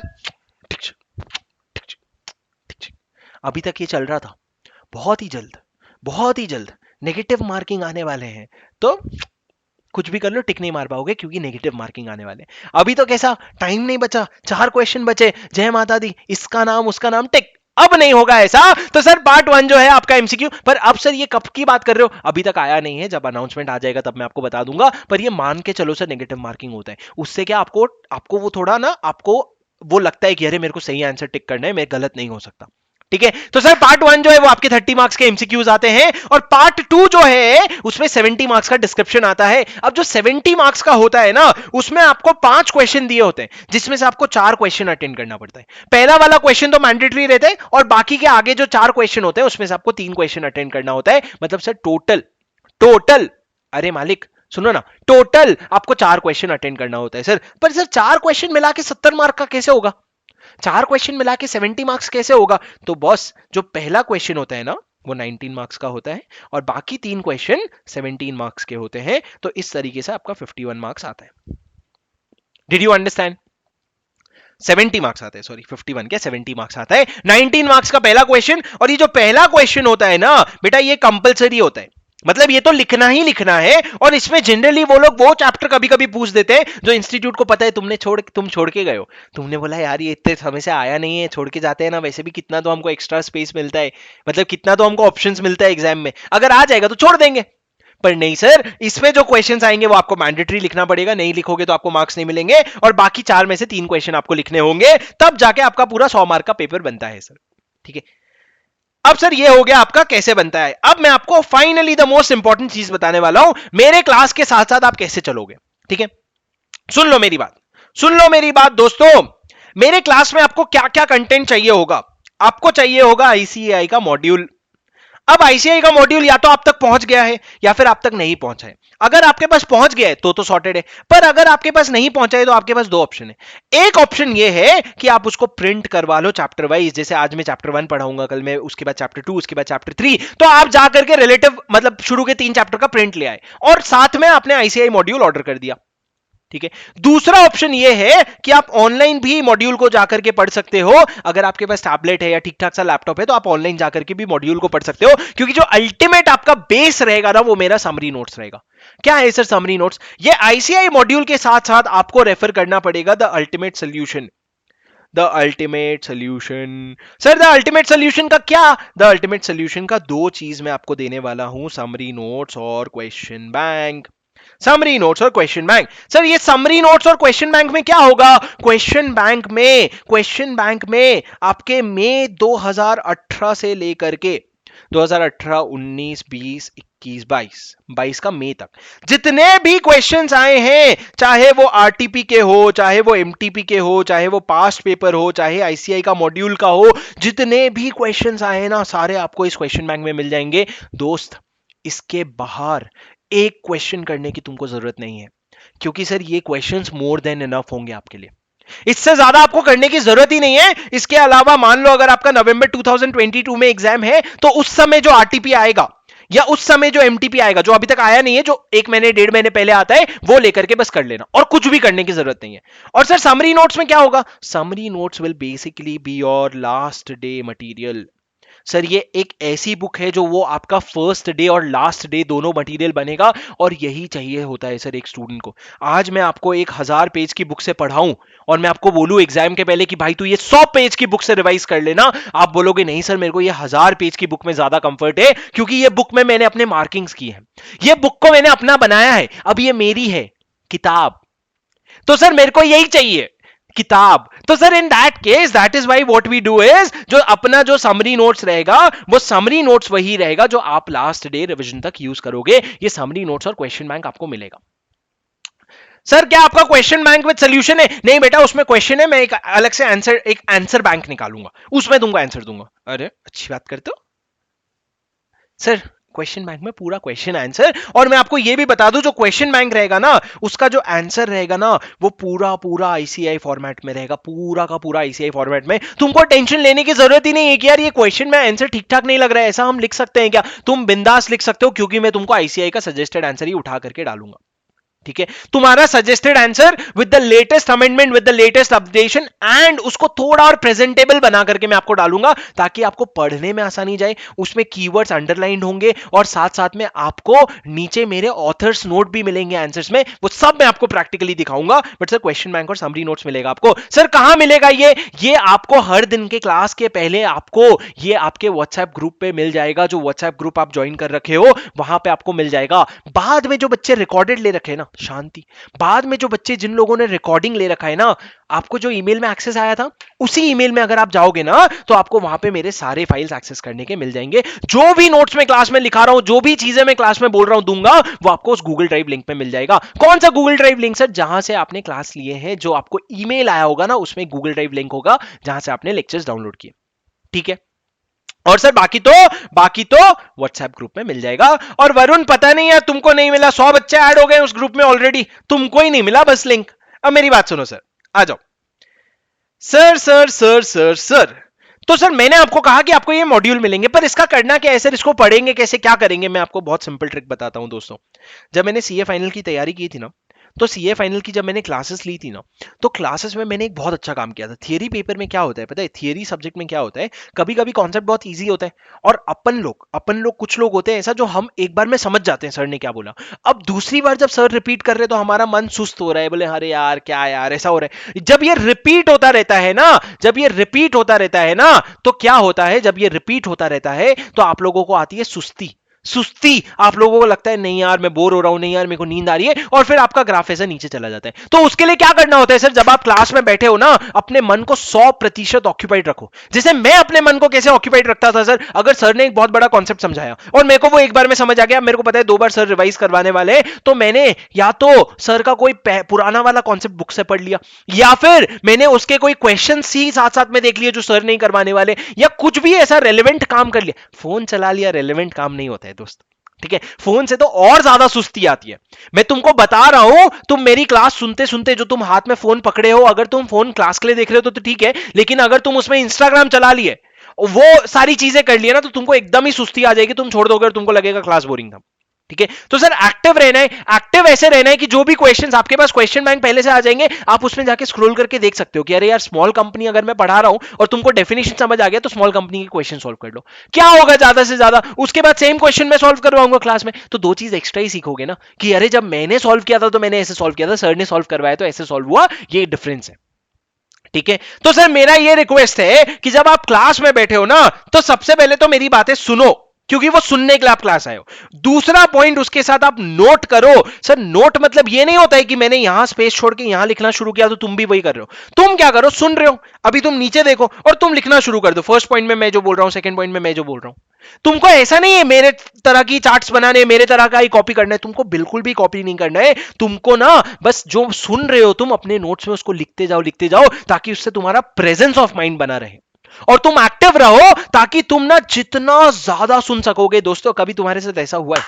एक बात बताना, कभी मूवी देखने गए हो, ठीक है, और तुम देखा है, मूवी अच्छी लगी, उसके बाद तुम्हारे दोस्त ने पकड़ के तुमको दोबारा ले गया कि भाई तू मेरे बिना अकेले कैसे चल गया, चल फिर से चल, तो तुम चले गए उसके साथ मूवी देखने। अब जब तुम दूसरी बार मूवी देखने गए हो ना, कभी तुमको ऐसा सीन दिखा है, अरे यार ये सीन तो मैंने पहली बार में देखा नहीं था और मैं तो कुछ कर भी नहीं रहा था, मैं तो पूरा टाइम मूवी देख रहा था, फिर कैसे छूटा मेरे से ये सीन? ऐसा हुआ है कभी तुम्हारे साथ? बोलो बोलो, कभी हुआ है तुम्हारे साथ ऐसा? सर सर सर ये जो होता है ना, ये क्यों होता है? क्योंकि हम लोग को लग रहा है सुन रहे हैं, लेकिन जब हमारा दिमाग एक चीज प्रोसेस कर रहा होता है ना, उतने में जब एक बार इंफॉर्मेशन आ जाता है तो आपका दिमाग वो प्रोसेस करते वक्त वो ले नहीं पाता है। तो द पॉइंट इज क्लास में जब आपको लग रहा है सुन रहे हो, लेकिन अगर आप इधर उधर अपना माइंड बहुत ज्यादा डिस्ट्रैक्ट करोगे तो आपको नहीं समझ आएगा। तो नोट्स जब लिख रहे हो ना, तो एकदम ध्यान बनाए रखो और साथ साथ में चीजें भी सुनते रहो। अगर आपका माइंड 100% काम कर रहा है ना दिमाग में, तो आपको नींद नहीं आएगी क्लास में। ठीक है, ठीक है, ठीक है सर, समझ गए। बस सर अभी आप बच्चों जैसा मत समझाओ सर, हम लोग इतने भी छोटे नहीं हैं। आपको क्या पता क्या क्या करके बैठे हैं हम लोग। हाँ, आपने अपनी उम्र में वो सब किए भी नहीं होंगे जितनी चीजें हम करके बैठे। बच्चे समझ रखे होगे आप हमको। हाँ बेटा पता है हमको, सब पता है हमको। अब मेरी बात सुनो सर, एक तो मैंने कह दिया तुम लोगों को नोट्स बनाना है, दूसरा मैं आपको एक छोटा सा बोनस पॉइंट दे देता हूं, बहुत ज्यादा इंपॉर्टेंट नहीं है पर थोड़ा सा इंपॉर्टेंट है, कि सर पेन जो है ना, जो पेन आप क्लास में भी यूज करोगे और जो भी सब्जेक्ट के पेन्स लेकर के आओगे, एक अपना ब्लैक इंक का बॉल पॉइंट पेन फ्रीज कर लो। एक क्या ब्लैक इंक का ball point pen for every subject. क्यों सर ऐसा? मैं आपको बताता हूं, इंटर में मेरे साथ क्या हुआ था ना। इंटर में क्या होता है, आपको जिस पेन की बहुत बहुत बहुत माइन्यूट बात बताने वाला हूं सर, सुन लो, बहुत माइन्यूट बात बताने वाला हूं। इंटर में मैंने क्या किया था, जो मेरा पेन था ना, मैं ना एक बार घर आया था। So I used to stay in Raipur, but मेरा घर is originally in Odisha. So I came to my home once and I bought this pen. मेरे को अच्छा लगा पेन, 3 रुपए का पेन था सर, मात्र 3 रुपए का पेन था। और मैंने एक पैकेट खरीदा जिसमें 5 पेन आते थे, और वो पेन लेकर के मैं चला गया रायपुर और मैं क्लास में यूज करने लगा। अब उस पेन से मेरी जो प्यारी हैंडराइटिंग बनती थी, मैं रायपुर लेजिट वो पेन मंगवाता था। एंड एक बार मैंने 120 पेन कुछ मंगवाए थे मैंने क्लास में, कुछ लोगों कुछ दोस्तों को भी दे दिए, कुछ अपने पास रखे, और लास्ट में मैंने 10 पेन रखे थे सर। उन पेन से मैं एग्जाम लिखने गया था। उससे क्या होता है, थोड़ी हैंडराइटिंग, तुमको क्या होता है ना, जब तुम एकदम एग्जाम हॉल में जाओ नया पेन खोलो तो तुमको ना हाथ चलने में थोड़ा टाइम लगता है। भाई इतनी भी ज्यादा, इतना छोटा छोटा बारीकी से चीजें हम नाप के रखते थे सर, कोई फर्क खास पड़ता नहीं है, पर थोड़ा क्या होता है, लाइफ इजी हो जाती है, थोड़ी सी माइन्यूटली लाइफ इजी हो जाती है। और आप लोगों के केस में दोस्तों, बच्चे लोग क्या कर रहे हैं ना, उन लोगों को ये चीज पता नहीं क्यों पता नहीं होती है। कुछ लोग ब्लू पेन से लिख करके आ जाते हैं पेपर और आकर के कहते हैं सर हमने ब्लू पेन से लिख के आगे चेक होगा क्या? अभी तुम समझो, वो लोग ब्लैक इंक का पेपर इसलिए कहते हैं क्योंकि जब वो लोग स्कैनिंग वगैरह करते हैं ना, तो आजकल स्कैनिंग का बहुत इंपॉर्टेंस हो गया, तो जब स्कैन करते हैं तो चीजें आराम से रीडेबल हो, इसलिए ब्लैक पेन को फोर्स करते हैं। तो प्लीज एक ब्लैक पेन ले लो। अभी कौन सा ब्रांड का फोन पेन, कितने रुपए का पेन, वो मेरे को नहीं पता। 3 रुपए का पेन भी काम करता है, 300 रुपए का पेन भी काम करता है, जो तुमको ठीक लगे। ठीक है, तो सर एक पेन ले लेना और पेन से शुरू कर देना। पेन के बारे में ज्यादा नहीं घुस रहा हूं मैं तुम्हारे लिए। अब सर बहुत हो गया, बच्चों वाली बातें बहुत कर ली, अब थोड़ा करे क्लास शुरू करे। 3 रुपए वाला पेन मस्त होता है कह रहा है आदर्श। आदर्श बोले सर 3 रुपए वाला पेन मस्त होता है एकदम। विद्या कहती है कौन सा पेन था सर, मेरे को याद नहीं यार, वो अभी मेरे को याद नहीं, पर वो वैसे भी ब्लैक में नहीं था, ब्लू वाला ही मस्त था उसका, पर तब ब्लू चलता था, ब्लैक चलेगा, तुमको ब्लैक में ही लिखना पड़ेगा, पहले ब्लू ब्लैक दोनों अलाउड था। अब सर आ जाओ ना, मेरी बात सुनो।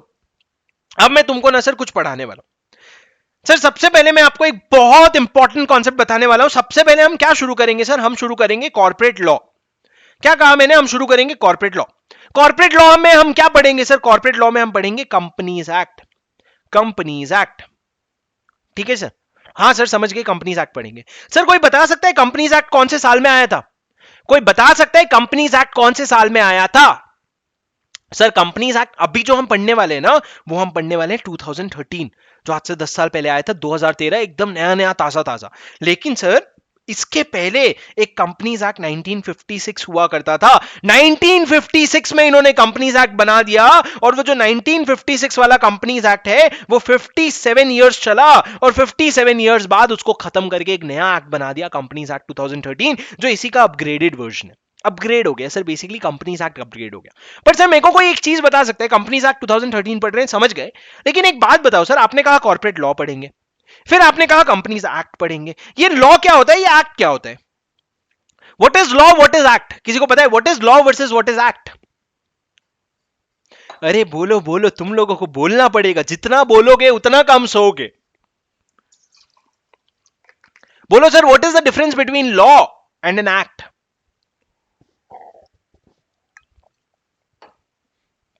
मुस्कान कहती है लॉ इज वाइडर, आदर्श कहते हैं law is broader. Oh my god, पर what is law? Law is set of rules, act is under law. ओहो बच्चों आ जाओ, एक्ट छोटा। आरिफ ने बोला शब्दों का प्रयोग एकदम लिमिटेड करो, एक्ट छोटा, 2 शब्द लिखे, बोले बस। सर सुनो, ये लॉ है और इसके अंदर ये एक्ट है।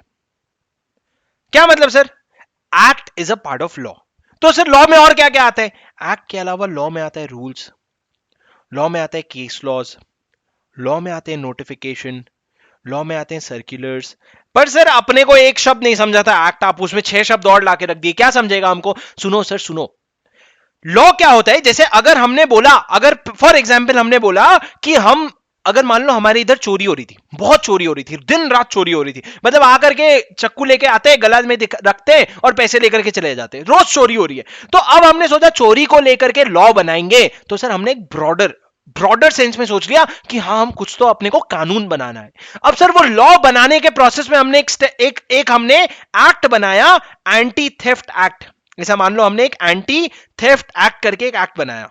तो सर हमने पूरा, हमारा ब्रॉड ऑब्जेक्टिव क्या है कि हमको चोरी रोकना है, तो चोरी रोकने के लिए हमने एक स्टेप लिया, एंटी थेफ्ट एक्ट। उसके अलावा और भी हम 2-3 और एक्ट बना सकते हैं जो इस लॉ का पार्ट हो। तो sir act is a very specific term and law is a broader term. Act is a part of law, ठीक है। तो सर जब हमने बोला कॉर्पोरेट लॉ, तो मेरा मतलब था कहने का कि हम ऐसे लॉज बनाएंगे जो कंपनीज को गवर्न करेगा। उसमें सर एक हो गया कंपनीज एक्ट 2013, उसमें और भी चीजें हो सकती थी पर और चीजें नहीं है। पर जैसे पिछले फाउंडेशन में जैसे आपने देखा था बिजनेस लॉस, तो बिजनेस से रिलेटेड कौन कौन से लॉ है? इंडियन कॉन्ट्रैक्ट एक्ट भी लॉ है, सेल्स ऑफ गुड्स एक्ट भी लॉ है। तो ये सारे अलग अलग एक्ट हैं जो मिला करके बिजनेस लॉ बनते हैं। तो law is a broader term और उसके अंदर बहुत सारी चीजें आती है, जिसमें से एक चीज होती है एक्ट।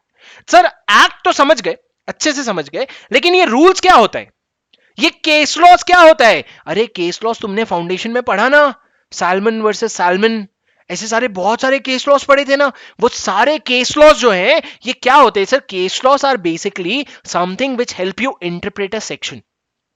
क्या सर? सर अगर एक सेक्शन है, एक सेक्शन है सेक्शन 1, अब मिस्टर राम बोलेगा कि सेक्शन 1 का मतलब ये होता है। अब यहां पे मिस्टर श्याम बोलेगा नहीं नहीं भाई ये नहीं वो होता है। तो सर अभी राम और श्याम दोनों अपना अपना इंटरप्रिटेशन कर रहे हैं कि ये होता है वो होता है, ये होता है वो होता है। अब कौन डिसाइड करेगा सर क्या होता है? तो ये दोनों जाएंगे कोर्ट में, और कोर्ट क्या करेगा? कोर्ट जो ऑर्डर देगा ना, वो ऑर्डर में लिखेगा कि राम वर्सेस श्याम के केस लॉ में ये डिसाइड हुआ था कि ये सेक्शन का मतलब ये है कि वो है, वो लिखेगा। अब सर ये जो केस लॉ है ना, ये बेसिकली आपको किसी किसी सेक्शंस में और ज्यादा क्लैरिटी देता है। तो एक लॉ समझने के लिए ना आप एक्ट तो पढ़ोगे ही, उसके साथ साथ आप उसके रिलेटेड केस लॉस भी पढ़ोगे। और सर सिमिलरली ये रूल्स क्या होता है? रूल्स क्या होता है मैं आपको थोड़ी देर पढ़ाऊंगा। करेक्ट, मोहम्मद चिन्नैया वर्सेस रमैया वाला case law, very interesting case law. तो सर अब एक्ट के साथ साथ रूल्स क्या होता है ये मैं आपको थोड़ी देर में पढ़ाऊंगा जब हम स्मॉल कंपनी का डेफिनेशन पढ़ेंगे। लेकिन sir law is a broader term and act is a part of it. अब सर ये तो हम समझ गए, पर मेरे को एक बात बताओ, आपने कहा कंपनीज एक्ट 2013, अब ये कौन माई का लाल है जो कहता है कि कंपनीज को ये रूल एप्लीकेबल होगा? मतलब मान लो कंपनीज एक्ट कहता है कि आपको कंपनी में 3 डायरेक्टर रखने पड़ेंगे। डायरेक्टर मतलब कौन सा डायरेक्टर? मतलब वो लोग जो कंपनी चलाते हैं, ठीक है। तो चलो डायरेक्टर नहीं, चलो मान लो हमने कहा कि उन्होंने कहा कि एक पब्लिक कंपनी में 7 मेंबर होने चाहिए, 7 शेयर होल्डर होने चाहिए। तो सर मेरा सवाल ये है, तुम कौन होते हो कहने वाले? हो कौन तुम जो एक्ट बना रहे हो? तो उन्होंने कहा मी पार्लियामेंट। कौन? पार्लियामेंट। बोले क्या एक्ट बनता कैसे? तो मैंने बोला रुको जरा सब्र करो, भाई आया है सब बता के जाएगा, मेरी बात सुनो।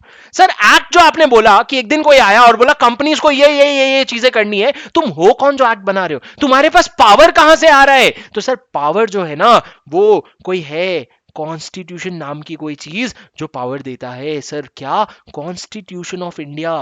Constitution of India is a document which talks about everything that can be done in India with regards to law. Constitution of India एक ऐसा कॉन्स्टिट्यूशन है जिसमें बहुत सारी चीजें लिखी है, जो हम कहते हैं ना हमारा फ्रीडम टू स्पीच है। कहां लिखा है? कॉन्स्टिट्यूशन ऑफ इंडिया में। तो सर कॉन्स्टिट्यूशन ऑफ इंडिया है, उसका एक आर्टिकल है 245, आर्टिकल 245। वो आर्टिकल 245 जो है वो पावर देता है पार्लियामेंट को कि पार्लियामेंट अगर तुम चाहो ना तो तुम लॉ बना सकते हो।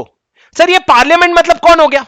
पार्लियामेंट मतलब अभी के लिए आप ये समझ लो, पार्लियामेंट मतलब दो लोग आते हैं, लोकसभा और राज्यसभा।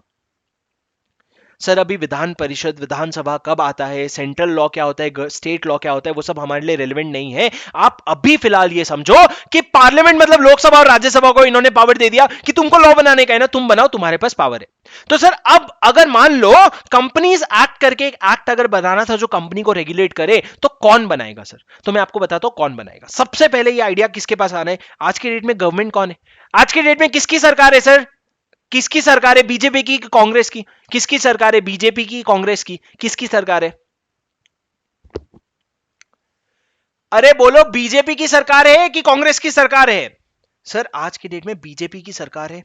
करेक्ट, बीजेपी की सरकार है। तो मान लो अगर नरेंद्र मोदी जी तक कंप्लेन पहुंची कि यार ये कंपनीज ना बहुत नाटक कर रहे हैं, कंपनीज को अपने को कंट्रोल करना है, तो क्या करेंगे सर नरेंद्र मोदी जी? नरेंद्र मोदी जी बोलेंगे अपने डिपार्टमेंट को कि भैया जरा ये प्रॉब्लम आई है देखो। तो कौन से डिपार्टमेंट? सर अब एक चीज समझो, मिनिस्ट्री के सेंट्रल गवर्नमेंट के नीचे बहुत सारे मिनिस्ट्रीज होते हैं, जैसे कि क्या सर, आपका मिनिस्ट्री ऑफ फाइनेंस हो गया, मिनिस्ट्री ऑफ रेलवेज हो गया, मिनिस्ट्री ऑफ होम अफेयर्स हो गए, मिनिस्ट्री ऑफ कॉर्पोरेट अफेयर्स हो गए, मिनिस्ट्री ऑफ एक्सटर्नल अफेयर्स हो गए, ऐसे जितने भी अफेयर चल रहे।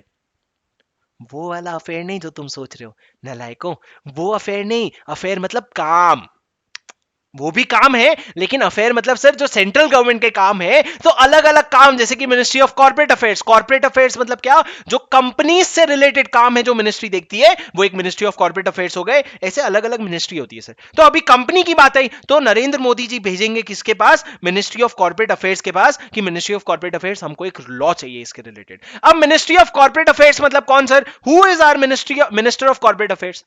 सर ये जो अलग अलग डिपार्टमेंट्स होते हैं ना, हर एक डिपार्टमेंट का एक मिनिस्टर होता है। जैसे कि मिनिस्ट्री ऑफ होम अफेयर्स के अमित शाह जी हैं, मिनिस्ट्री ऑफ कॉर्पोरेट अफेयर्स के निर्मला सीतारमन जी हैं। तो इस तरीके से सर हर एक डिपार्टमेंट का मिनिस्ट्री होता है। तो मिनिस्ट्री ऑफ कॉर्पोरेट अफेयर्स में निर्मला सीतारमन जी क्या करेंगे? वो डिसाइड करेंगे हाँ हमको एक कंपनीज एक्ट बनाना है, तो वो सबसे पहले तो एक कमिटी बैठाएंगे। एक कमिटी बैठाएंगे, वो कमिटी क्या करेगी? वो कमिटी पूरा रिसर्च करेगी कि अभी तक क्या कंपनी लॉ था, यूएस में क्या कंपनी लॉ है, चाइना में क्या कंपनी लॉ है, इंडिया की क्या जरूरत है। वो पूरा रिसर्च करने के बाद ये कमिटी एक रिपोर्ट बनाएगी, जिसमें वो ड्राफ्ट बनाएगी कि हमारे हिसाब से कंपनी लॉ कैसा होना चाहिए। इस ड्राफ्ट को कहते हैं सर बिल। इस ड्राफ्ट को कहते हैं बिल। बिल ठीक है। अब ये जो ड्राफ्ट बना दी इस कमिटी ने, इस बिल को आप लेके जाओगे पब्लिक के पास और पब्लिक को बोलोगे पब्लिक हजरात पब्लिक मेरी बात सुनो। पब्लिक, हमने एक ड्राफ्ट बना के आपके पास लाया है जिसमें हम एक नया कंपनीज एक्ट लाने की बात कर रहे हैं, आप एक बार ये ड्राफ्ट पढ़ लो। सर मैं आपको एक एकदम जीता जागता एग्जाम्पल दूं, एकदम जीता जागता एग्जाम्पल। आपके इंस्टीट्यूट ने नया कोर्स लाने की बात की, न्यू कोर्स लाने की बात की, उसके लिए इंस्टीट्यूट को एक्ट में अमेंडमेंट करना पड़ा। तो अमेंडमेंट करने के लिए उन्होंने क्या किया? पहले प्रपोज्ड अमेंडमेंट बनवाया। कहां बनवाया? उसको एक बिल में बनाया। अब वो बिल को इन्होंने 1 जून के आसपास इन्होंने पब्लिक कमेंट के लिए ओपन किया था। मतलब हम जैसी जनता, जैसे कि मान लो उनका प्रपोजल था हम लॉ बंद करेंगे, तो मैं पब्लिक हूं, तो मैं अपना सजेशन ऑब्जेक्शन दे सकता हूं कि नहीं तुमको लॉ नहीं बंद करना चाहिए, या हाँ तुमको लॉ बंद करना चाहिए, इस तरह का प्रपोजल या सजेशन दे दो। तो ये जो है ना, ये 1 जून को स्टेटमेंट खुला था और 30 जून तक चालू था। अब इस पीरियड में जिसको जो भी सजेशन देना है वो सजेशन देगा, जो भी ऑब्जेक्शन देना है देगा, और जब ये 30 जून को खत्म हो जाएगा ना, उसके बाद ये लोग देखेंगे कि कौन सा ऑब्जेक्शन वैलिड है, कौन सा ऑब्जेक्शन वैलिड नहीं है। जो भी ऑब्जेक्शन वैलिड था उसको ये लोग प्रपोज्ड बिल में चेंज कर देंगे और ये बन जाएगा सर रिवाइज्ड बिल। यही जो बिल था उसमें इन्होंने चेंजेस ले लिए और ये रिवाइज्ड बिल बन जाएगा। तो सर ऐसा ही एक नया एक्ट भी आता है। तो मैं वापस आ जाता हूं, यहां पे बिल को इन्होंने पब्लिक के लिए खोला और पब्लिक अपने कमेंट्स देगी और कमेंट्स के बाद वो बन जाएगा रिवाइज्ड बिल। अब सर रिवाइज्ड बिल से क्या होगा, लॉ पास करने का पावर किसके पास था, वो तो पार्लियामेंट के पास था। तो आपको ये रिवाइज्ड बिल को लेकर के जाना पड़ेगा both the houses of parliament के पास। सर हाउस ऑफ पार्लियामेंट, दोनों हाउसेस ऑफ पार्लियामेंट, कौन से दो हाउसेस है सर पार्लियामेंट के? कुछ हिस्ट्री सिविक्स नाम की चीज हुआ करती थी बचपन में। हाँ सर थी ना, जो हम क्लास छोड़ देते थे, हम अटेंड नहीं करते थे, सोते रहते थे, रट्टा मार के पास हो गए। हाँ वही, उसमें लिखा था बोथ हाउसेस ऑफ पार्लियामेंट कौन सा होता है, लोकसभा और राज्यसभा। तो सर सबसे पहले आप उसको लोकसभा के पास लेके जाओगे या राज्यसभा के पास लेके जाओगे और उसके बाद आप उसको जो दूसरा हाउस है उसके पास लेके जाओगे और उनका अप्रूवल लोगे। जब ये दोनों ने अप्रूव कर दिया, किन्होंने सर, दोनों ने, एक ने, दोनों का अप्रूवल लगेगा। जब दोनों ने अप्रूव कर दिया तो उसके बाद क्या सर, हो गया बस? नहीं, उसके बाद आपको लेके जाना पड़ेगा उसको अपने प्रेसिडेंट के पास। बताओ दुनिया में कौन जग रहा है, प्रेसिडेंट कौन है अपने इंडिया का? खबरदार तुमने अमित शाह बोला, खबरदार तुमने अमित शाह बोला। सर कौन है प्रेसिडेंट इंडिया का? अरे बोलो बोलो, मुंह तो खोलो, कुछ तो बोलो। अमित शाह मत बोलना मालिक बस। लगता है कि भाई प्राइम मिनिस्टर के नीचे जो पावरफुल बंदा होता है वो प्रेसिडेंट होता है और अमित शाह पावरफुल बंदा है। अरे बोलो, प्रणब मुखर्जी, प्रणब मुखर्जी। सर रामनाथ कोविंद जी हैं अपने प्रेसिडेंट। तो आप प्रेसिडेंट के पास जाओगे और प्रेसिडेंट के पास ये बिल लेकर के जाओगे और प्रेसिडेंट को बोलोगे प्रेसिडेंट जी हमने ये बिल बनाया, उस पर पब्लिक का कमेंट ले लिया, हमने राज्यसभा और लोकसभा दोनों जगह अप्रूव करवा लिया और अब हम इस पे आपका फाइनल अप्रूवल लेने आए हैं। और जब यहां पे रामनाथ कोविंद जी साइन कर देंगे ना, आरके जी, तब जाके ये बिल जो है ना सर एक्ट बन गया। अब ये फाइनल आपका कंपनीज एक्ट हो गया तैयार। अब सर मेरे को एक बात बताओ, मैं बेचारा घर में इंसान कमरे में बंद पड़ा रहता हूं, मेरे को क्या पता प्रेसिडेंट ने कौन सा डॉक्यूमेंट साइन किया है? अपने को किधर से पता चलेगा? तो सर पब्लिक को तो बताना पड़ेगा ना ऐसा कोई डॉक्यूमेंट साइन हो गया है। तो सर उसके बाद आपको क्या करना होता है, ये प्रेसिडेंट ने जो एक्ट को साइन कर दिया इसको आपको पब्लिश करना होता है। किधर पब्लिश करते हो मालिक आप इसको आप पब्लिश करते हो ऑफिशियल गैजेट में। क्या कहा सर मैंने? ऑफिशियल गैजेट में। ये gadget of India, official gazette मतलब सेंट्रल गवर्नमेंट को जो भी अनाउंसमेंट करना है ना बड़ा, वो इस जगह पे आके करती है। तो जैसे मैं अगर आपको ऑफिशियल गैजेट दिखाऊं तो कुछ नहीं करने का है, गूगल में जाने का है, ऑफिशियल गैजेट मारने का है, ऑफिशियल गैजेट ऑफ इंडिया। ठीक है, अब आप इधर जाओगे तो सबसे पहला ई गैजेट होम आता है, ये आपका ऑफिशियल गैजेट है। Skip to main content. Okay, ये आपका ऑफिशियल गैजेट है सर। यहां पे अगर आप देखोगे तो मिनिस्ट्री ऑफ जल शक्ति, ministry of law and justice, इन्होंने इस सब्जेक्ट पे कुछ तो भी पब्लिश किया है। तो जिस दिन मिनिस्ट्री ऑफ कॉर्पोरेट अफेयर्स ला करके कंपनीज एक्ट यहां पे पब्लिश कर देगी, उस दिन से कायदे से कंपनीज एक्ट एप्लीकेबल हो जाना चाहिए। पर सर ऐसा भी हो सकता है ना कि पब्लिश आज कर रहे हैं लेकिन एप्लीकेबल 6 महीने बाद से होगा। सर ऐसा हो सकता है कि नहीं कि मिनिस्ट्री ऑफ जल शक्ति ने कोई चीज थी जिसको पब्लिश आज कर दिया लेकिन एप्लीकेबल 6 महीने बाद से होगा? बिल्कुल हो सकता है सर। तो एप्लीकेबल कब से होगा sir? The date on which such document was published और the date which is mentioned in the act whichever is later। जिस दिन यहां पे आया या जो भी डेट एक्ट में लिखा हुआ था, दोनों में से whichever is later होगा, उस दिन से आपका वैलिड हो जाएगा। क्या? आपका एक्ट एप्लीकेबल हो जाएगा और हर कंपनी को वो प्रोविजंस एप्लीकेबल हो जाएंगे। तो इस तरीके से सर कंपनीज एक्ट पिक्चर में आया था। दोस्तों ये चीज आपको समझी क्या? जब ये मैं आपको बता देता हूं लास्ट टाइम एप्लीकेबल कब से होगा। मान लो इन्होंने पब्लिश किया 30 अप्रैल को, मान लो इन्होंने पब्लिश किया 30 अप्रैल को, पर इन्होंने एक्ट में अपने आप में लिख रखा था कि ये जो एक्ट है ना ये एप्लीकेबल होगा। हमने लिख दिया 30 हमने पब्लिश किया 30 अप्रैल 2022 को, पर हमने लिखा ये एप्लीकेबल होगा 1 अप्रैल 2023 से। तो सर कब से एप्लीकेबल होगा? भाई जब से लिखा है तब से एप्लीकेबल होगा ना। जल्दी क्या है अपने को? ठीक है, तो सर एकदम हल्का हल्का कॉन्सेप्ट था। बताओ सर मेरे को एक बार फटाफट एक्ट कैसे बनता है, बताओ फटाफट एक्ट कैसे बनता है। बहुत सिंपल कीवर्ड्स बस मेरे को बता दो, बहुत सिंपल, बीच की कहानियां सारा उड़ा दो। कैसे एक्ट बनता है? कॉन्स्टिट्यूशन ने पावर दिया है। किसको पावर दिया है? कॉन्स्टिट्यूशन के आर्टिकल 245 ने पावर दिया है पार्लियामेंट को। पार्लियामेंट क्या कर सकता है? लॉ बना सकता है। तो सबसे पहले मिनिस्ट्री ऑफ कॉर्पोरेट अफेयर्स क्या करेगा? एक कमिटी बैठाएगी।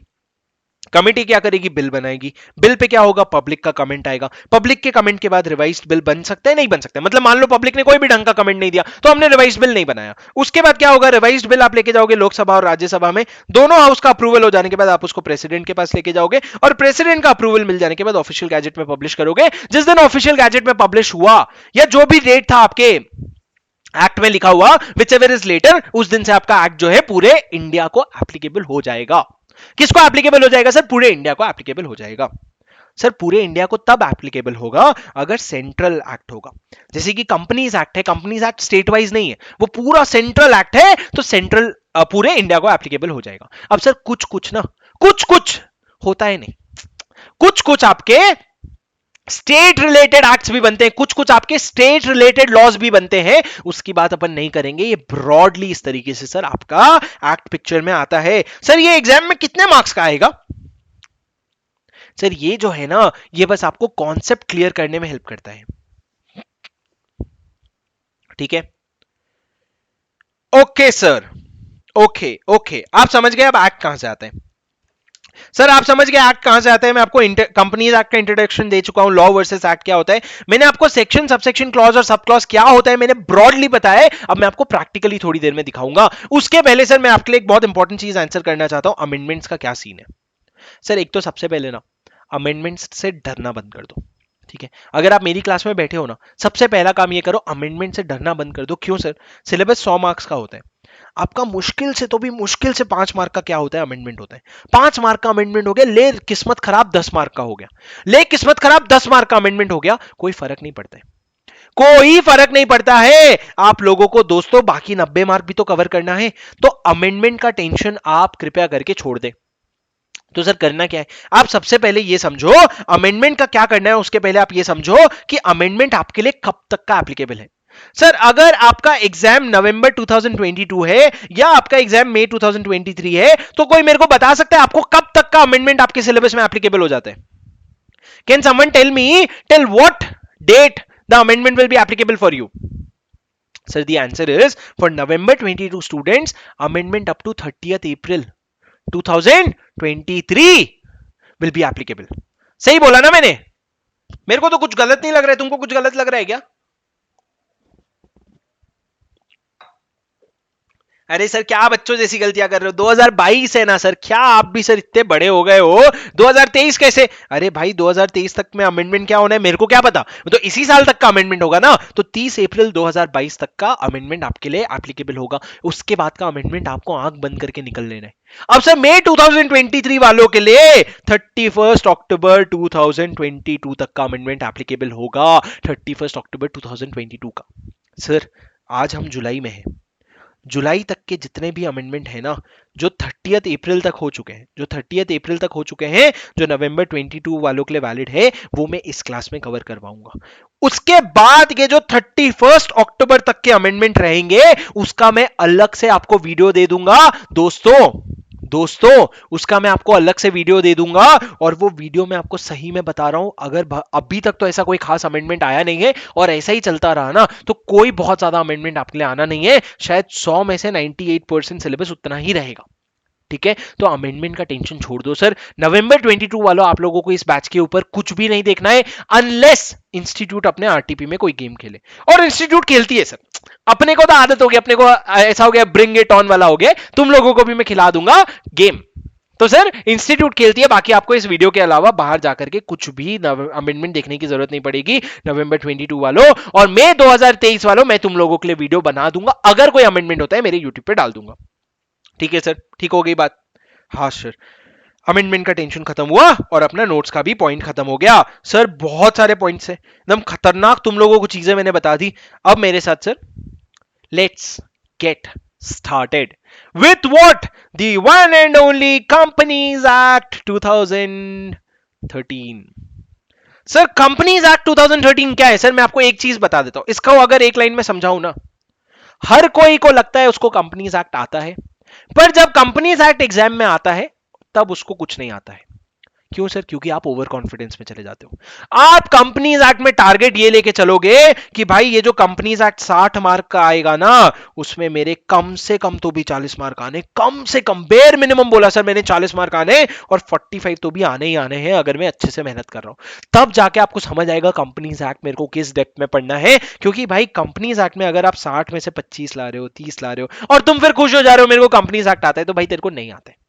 ठीक है, तो कंपनीज एक्ट में जब आप जाकर के 40-45 लाओगे, तब आपको अदर लॉ में 40 में से कुछ 15-20 मिलेंगे, तब जाके एग्जेम्पशन बनता है मालिक, तब जाके एग्जेम्पशन बनता है। तो कंपनीज एक्ट में 40, और अगर आपको थियरी पसंद है तो और भी अच्छा, आपको 45 मार्क्स का टारगेट करना होगा सिर्फ और सिर्फ कंपनीज एक्ट में सर। मतलब पास तो अकेला आपको कंपनीज एक्ट करा देगा, इस तरह की आपको तैयारी करनी पड़ेगी कंपनीज एक्ट में। ठीक है, वही बोला मैंने मुक्ता, क्या ही बोला मैंने आपको, वही तो मैंने बोला कि नवंबर 22 वालों को नहीं करना होगा। क्या बोला मैंने आपको? मुक्ता मुक्ता मुक्ता, सुनो मेरी बात दोस्तों। कंपनीज एक्ट 2013 कितने चैप्टर्स मैंने बोले थे सर? 29 चैप्टर्स। कितने सेक्शन मैंने बोले थे? 1 से 470 सर। 1 से 470 में आपके सिलेबस में सिर्फ 1 से 148 सेक्शंस तक आपके सिलेबस में है। और सर ये जो सेक्शन 1 से 148 है ना, इसका हम अभी सिर्फ फर्स्ट चैप्टर शुरू करने वाले हैं, चैप्टर 1, जो सिर्फ 2 ही सेक्शन की बात करता है, सेक्शन 1 और सेक्शन 2, बस। सर क्या बात कर रहे हो, एक एक चैप्टर में सिर्फ इतने छोटे छोटे सेक्शन, इतने कम कम सेक्शंस हैं? अरे रुको जरा, सबर करो, आगे जाके देखेंगे। सर क्लास 8:30 तक है ना, तो जाने दो ना, क्लास कब तक है?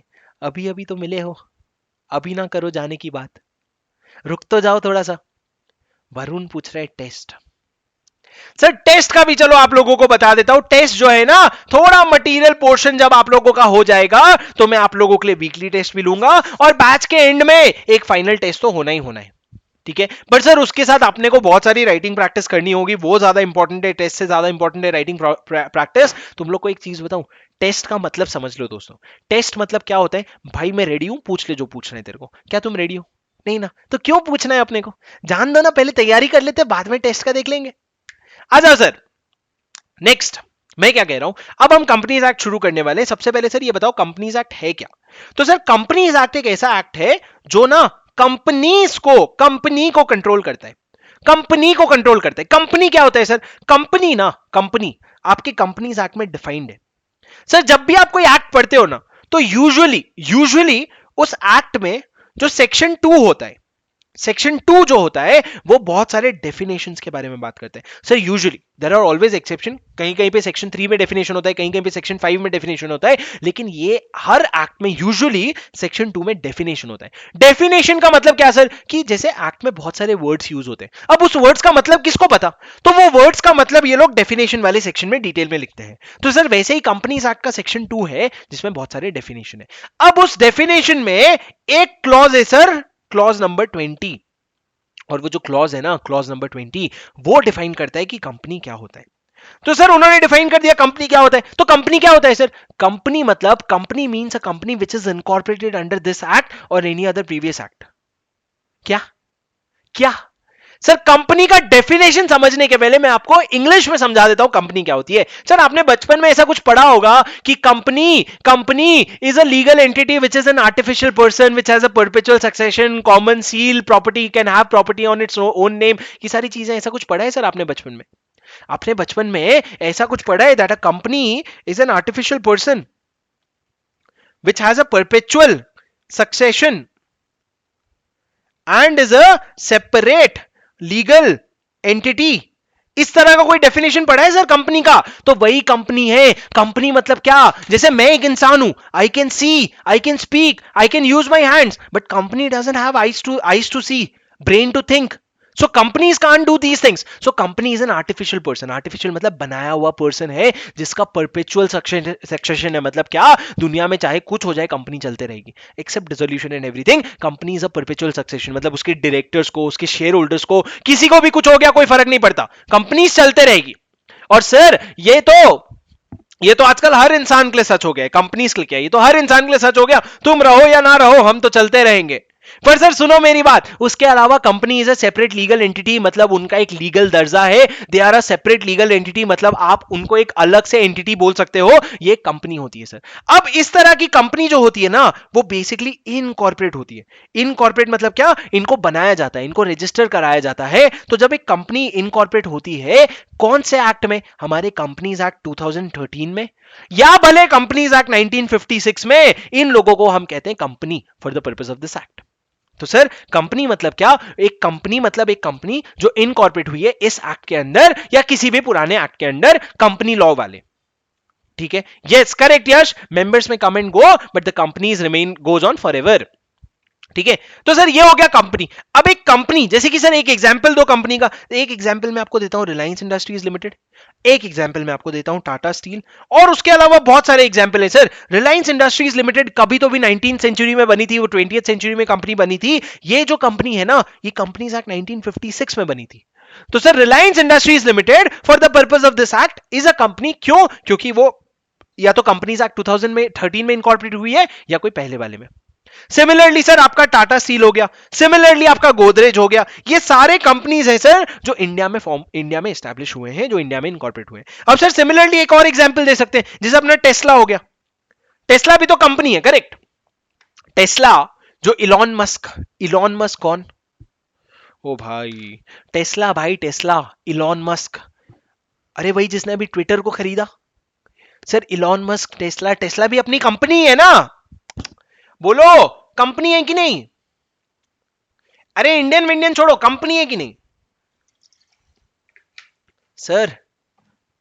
इलॉन मस्क की जो टेस्ला है ना, वो कंपनी नहीं है, कंपनी नहीं है। क्यों, क्योंकि भाई हमारे लिए कंपनी के डेफिनेशन में क्या आता है, वो कंपनी जो इंडिया में जो कंपनीज एक्ट में इनकॉर्पोरेट हुए हैं। टेस्ला आके हमारे कंपनीज एक्ट 2013 में बनी है क्या, टेस्ला आके कंपनीज एक्ट 1956 में बनी है क्या, नहीं ना। टेस्ला तो बाहर यूएस में बनी है, उधर का लॉ उसको लग रहा है, इंडिया से उसका कोई लेना देना भी नहीं है, तो for the purpose of companies act हम उसको कंपनी नहीं मानेंगे। पर आगे चल के आपको समझेगा कि भले वो कंपनी नहीं है, पर वो एक डेफिनेशन में आती है जिसको हम कहते हैं बॉडी कॉर्पोरेट।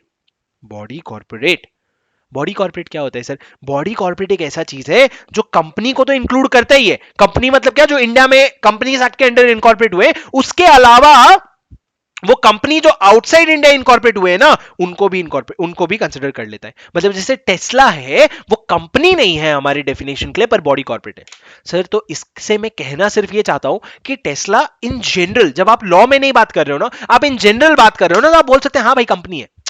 पर एक बात समझो, कंपनी का मतलब सिर्फ यही होता है जो कंपनीज एक्ट में इनकॉर्पोरेट हुए हैं। टेस्ला नहीं हुआ है तो उसको हम कंपनी नहीं कहेंगे, पर बॉडी कॉर्पोरेट कह सकते हैं, क्योंकि बॉडी कॉर्पोरेट में कंपनी जो इस एक्ट के अंडर इनकॉर्पोरेट हुए हैं वो तो आते ही आते हैं, उनके साथ कोई बाहर के एक्ट में इनकॉर्पोरेट हुए तो वो भी आ जाते हैं, वो हो जाते हैं सर बॉडी कॉर्पोरेट।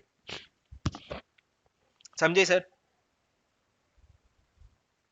पर सर एक बात बताऊंगे आपको, अरे एक बात बताऊंगे आपको, मान लो सर, मान लो एक कोई अच्छी सी फॉरेन की कंपनी बताओ, फेसबुक, मान लो फेसबुक। अब फेसबुक ने क्या किया, फेसबुक ने इंडिया में आकर के अपनी खुद की एक कंपनी खोली।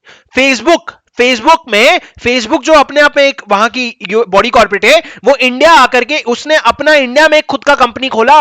अब ये क्या कंपनी कहलाएगी कि नहीं कहलाएगी, sir the answer is yes, कहलाएगी। बिकॉज ओनर कौन है उससे हमको फर्क ही नहीं पड़ता, ओनर बाहर का है, ओनर इंडिया का है, ओनर पाताल लोक का, इंडियन कहां का है, अपने को फर्क ही नहीं पड़ता। अपने को फर्क ये पड़ता है क्या कंपनीज एक्ट के अंदर तेरा जन्म हुआ है, क्या कंपनीज एक्ट के अंदर तेरा जन्म हुआ है, हाँ ना भाई, तो तू अपनी कंपनी च है।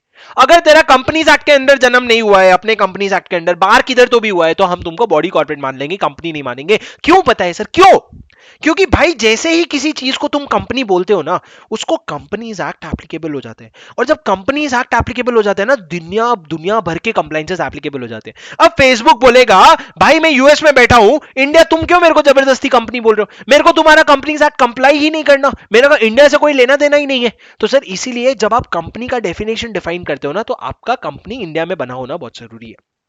ठीक है सर, हम समझ गए, अब हो गया, बस इससे ज्यादा मत समझाओ। ठीक है सर, अब समझो, अपने को सेक्शन 1 से सेक्शन 148 तक जाना है। अब सर मैं जो हमेशा कहता हूं ना, द रैंकर्स वे, सर बहुत सारे स्टूडेंट्स ये पूछते हैं कि सेक्शन नंबर जो है, सेक्शन नंबर 1 से लेकर के सेक्शन नंबर 148 तक क्या याद करना चाहिए? क्या हम लोगों को सेक्शन नंबर याद करना चाहिए, और अगर हाँ तो कैसे? बताओ सर, क्योंकि मेरे से तो याद नहीं होता। भाई मेरे को एक बात बताओ, आगे चल के हम एक सेक्शन पढ़ेंगे, वो मैं तुमको आगे बताऊंगा। वो सेक्शन करीबन 4 पेज का है। मतलब इस पेज में शुरू होता है ना, वो पलटाओ पलटाओ पलटाओ, तब जाके खत्म होता है वो सेक्शन। अब तुम लोगों को वो 4 पेज का कंटेंट याद करना है पूरा, क्योंकि एग्जाम के लिए बहुत इंपॉर्टेंट कॉन्सेप्ट है। पर सर आप ये यहां पे 2 नंबर नहीं याद कर सकते। आप यहां पे अगर मान लो 74 लिखा है, वो 2 नंबर नहीं याद कर सकते। आप 73 लिखा है मान लो, तो आप वो 2 नंबर नहीं याद कर सकते। सर आप कर सकते हो, वो बस आपका मन आपको बार बार बोल रहा है नहीं कर सकता नहीं कर सकता। अरे जब तुम 3 पेज का कॉन्सेप्ट याद कर सकते हो, ये 2 नंबर ने क्या बिगाड़ा है तुम्हारा?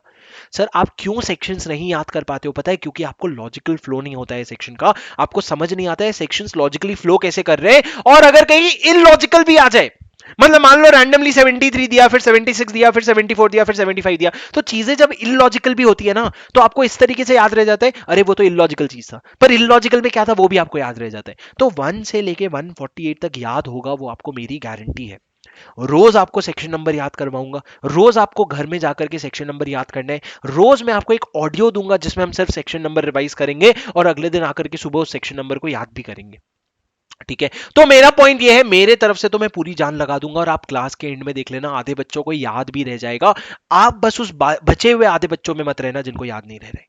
ठीक है, सेक्शन नंबर सबको याद रखना है, एकदम याद रखना है सर, एकदम याद रखना है। क्यों पता है यार, आजकल ना बहुत लोग बेसिकली सेक्शन नंबर याद करने लग गए। आज से 4 साल पहले हर किसी को रैंक लाने का सपना नहीं था, आजकल बहुत लोगों का सपना हो गया रैंक लाना। आज से 4 साल पहले लोग सेक्शन नंबर नहीं याद करते थे, पूरी जनता नहीं याद करती थी, तो इंस्टीट्यूट को भी एक्सपेक्टेशन नहीं था। पर आज के डेट में आप ही के दोस्त लोग आपके बाजू में बैठ के सेक्शन नंबर याद कर रहे हैं। तो सर आप समझो ना, आपका पेपर रखा हुआ है, उसका पेपर रखा हुआ है, और आपने भी सारी चीजें सेम लिखी, उसने भी सारी चीजें सेम लिखी, बस उसने एक सेक्शन नंबर एक्स्ट्रा लिख दिया, उसको आधे नंबर एक्स्ट्रा तो देने पड़ेंगे क्योंकि भाई ने सेक्शन नंबर लिखा है। तो सर उस तरीके से इनडायरेक्टली आपके आधे नंबर कम हो जाते हैं। तो सेक्शन नंबर याद करना है। अब सर इंपॉर्टेंट क्वेश्चन पूछ रहा है आदर्श कि सर एग्जाम में गलत लिख दिया, तो देखो गलत नहीं लिखोगे क्योंकि सेक्शन नंबर उस तरीके से याद हो जाते हैं। पर अगर मान लो याद किए, बहुत मेहनत किए, और एग्जाम में गए सेक्शन नंबर नहीं याद किया, नहीं याद हुआ, तो कोई बात नहीं, उसको छोड़ देना, कोई बात नहीं। सर देखो, हमेशा याद रखना, हमारे हाथ में सिर्फ मेहनत करने का लिखा हुआ है,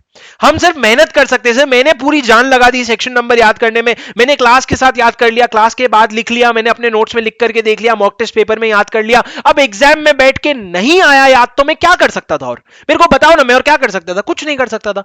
मैंने पूरा कर लिया अपना, बस उतना काफी है सर। और मैं आपको लिख के दे रहा हूं, सेक्शन नंबर एग्जाम में आपको आराम से याद आएंगे। इक्का दुक्का नहीं याद आएगा, वो कोई बात नहीं, वो तुम समझ लो, वो मतलब वो तुम होता ही है, समझ लो, इतना सा तो नुकसान बिजनेस लॉ से समझ लो वो थोड़ा सा। अब सर सेक्शन नंबर तो याद करने ही मैंने आपको सबसे पहले बता दिया, आप सिर्फ क्रोनोलॉजी समझिए अमित शाह के स्टाइल में, आप बस क्रोनोलॉजी समझो, आपको सारा सेक्शन याद हो जाएगा।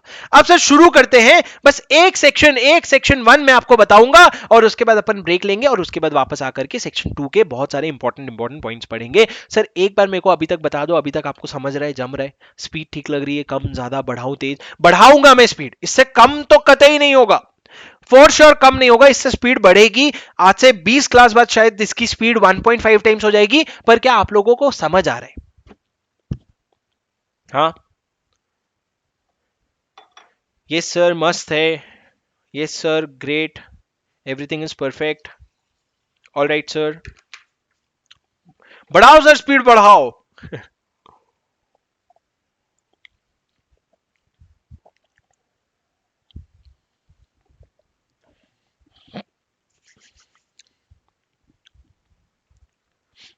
ओके, ब्रेक कब मिलेगा बेटा? एक छोटे से कॉन्सेप्ट के बाद, एक छोटे से कॉन्सेप्ट के बाद। सर आपको कुछ अच्छा दिखाता हूं, ICAI, ये क्या हुआ? नहीं भाई नहीं, इंग्लिश में टाइप करना है अपने को, ICAI।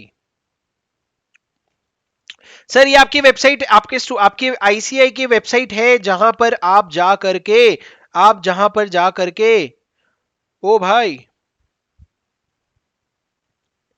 अच्छा इन्होंने अभी ना नया पोर्टल बनाया है, पहले बुक्स जो मिलती थी ना, अब इन्होंने नया पोर्टल बनाया है। आप वहां पे जाके देखोगे, आपको एक नया लिंक मिलेगा, आप इस पोर्टल में जाओगे ना, तो आपको स्टडी मटेरियल दिखेगा।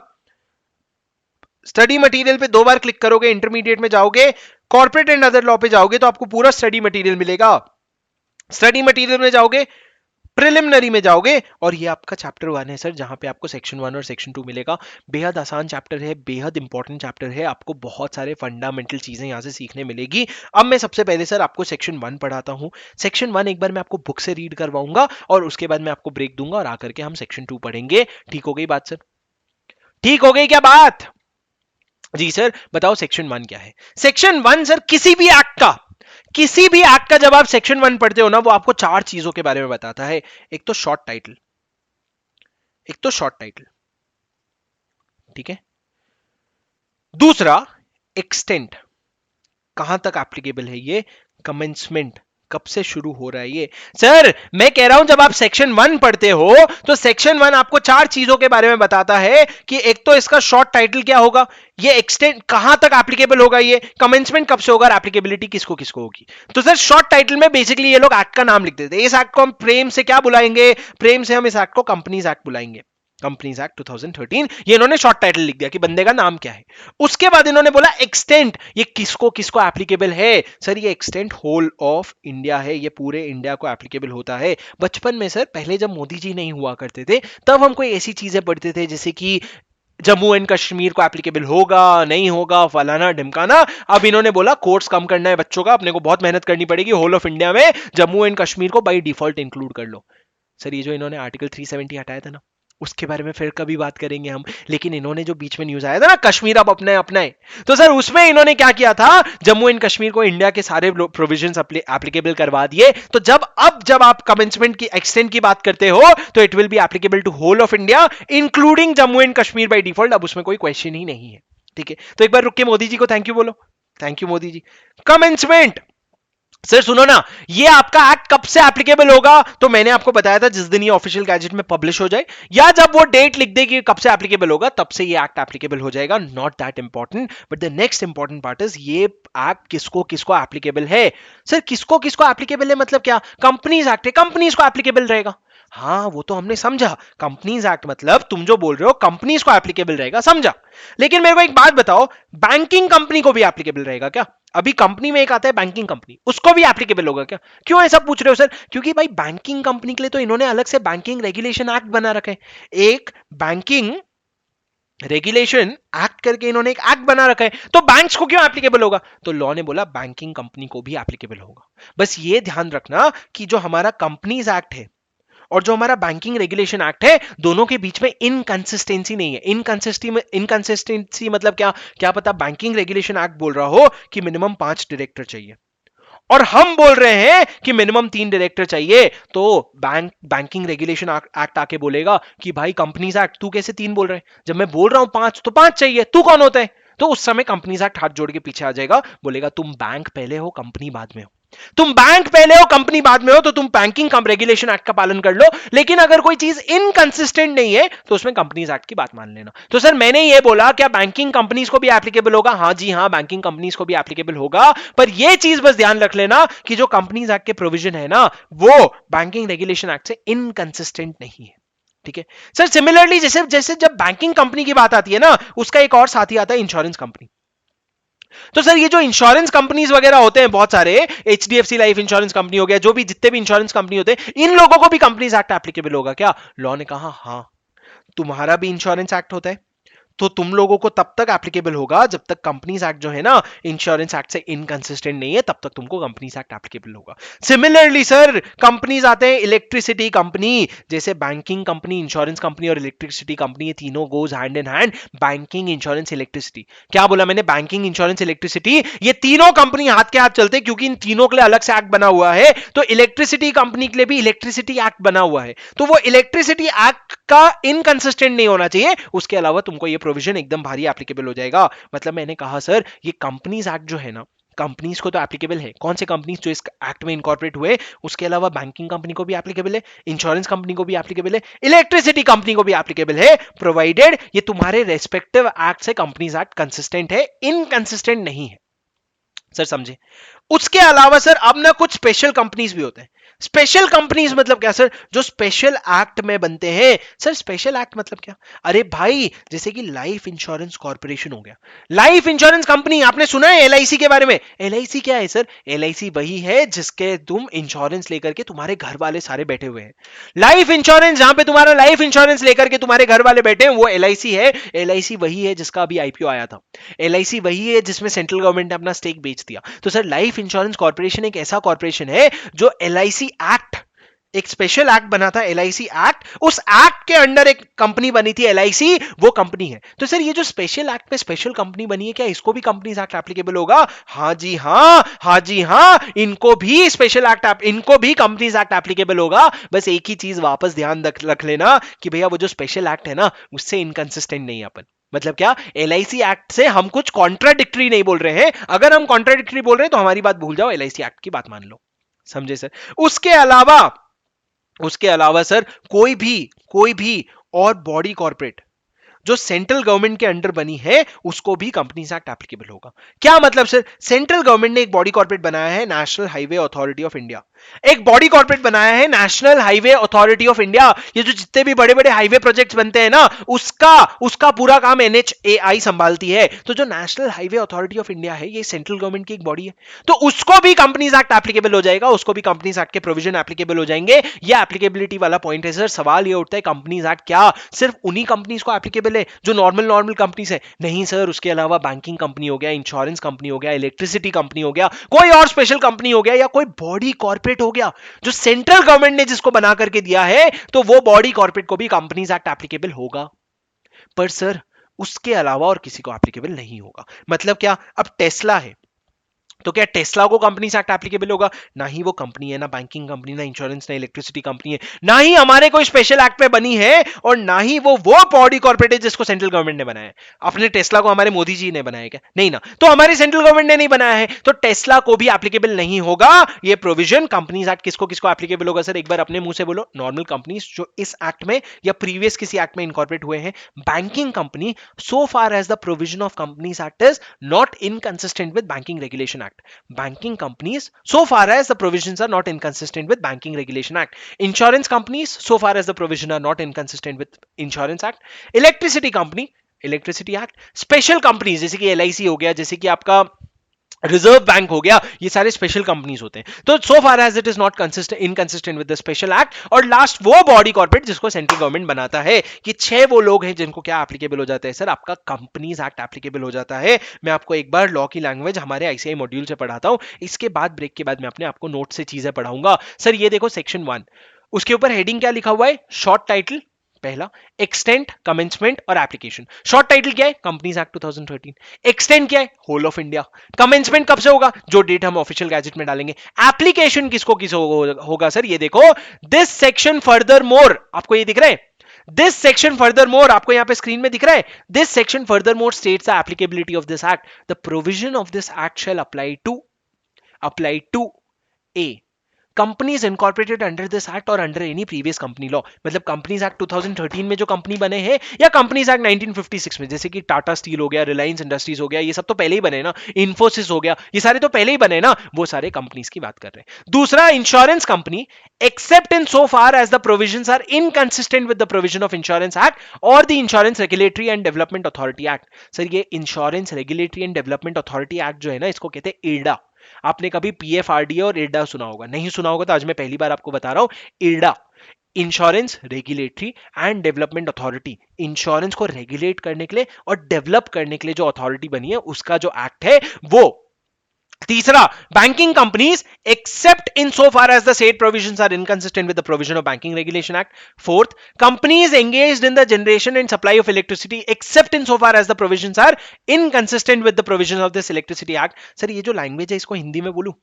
हिंदी में बोलूं? क्या लिखा है इन्होंने? लिखा है कि ये जो एक्ट है ना, ये एप्लीकेबल हो जाएगा बैंकिंग कंपनी को, पर सिर्फ उतने हद तक एप्लीकेबल नहीं होगा जितने हद तक इनकंसिस्टेंट है, उसके अलावा पूरा एप्लीकेबल हो जाएगा। मतलब तभी एप्लीकेबल होगा अगर प्रोविजन कंसिस्टेंट है या फिर कॉन्ट्राडिक्टरी नहीं है। ठीक है। Fifth, any other company governed by any special act for the time being in force except in so far as the said provisions are inconsistent with the provision of the special act. तो sir कभी कभी मैं आपको बता रहा हूं, कभी कभी अगर सिचुएशन ऐसा होगा कि आपके पास नोट्स नहीं है और आपको नोट्स में ब्रैकेट में एलआईसी लिखना है, तो आप क्या करोगे, आप अपने नोट्स जो भी नोट्स मेंटेन कर रहे हो आपको एक ब्लैंक नोट्स लेकर के आना पड़ेगा। जो नोट्स आप जहां पे नोट्स लिख रहे हो वहां के नीचे के पेज में बॉटम में आप एक दूसरे कलर पेन से लिखना शुरू कर दो कि स्पेशल एक्ट के अंडर जो कंपनी बनी है उसका मतलब है एलआईसी। बाद में आप क्या कर सकते हो, जब आपको उसका फाइनल कॉपी मिल जाएगा आप प्रिंट ले लोगे, उसके बाद आप नीचे एक एक करके लिख सकते हो। थोड़ा 2 रुपए की ज्यादा मेहनत है, कोई फर्क नहीं पड़ता सर, याद ही हो रही है चीजें। ठीक है,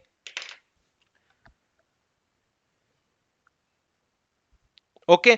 उसके बाद लास्ट क्या है sir, such body corporate incorporated by any act for the time being in force as the central government may by notification specify in this behalf subject to such exception modification or adoption as may be specified. इतना लंबा पढ़ने की जरूरत नहीं है sir, such body corporate which may be notified incorporated by the central government, बस।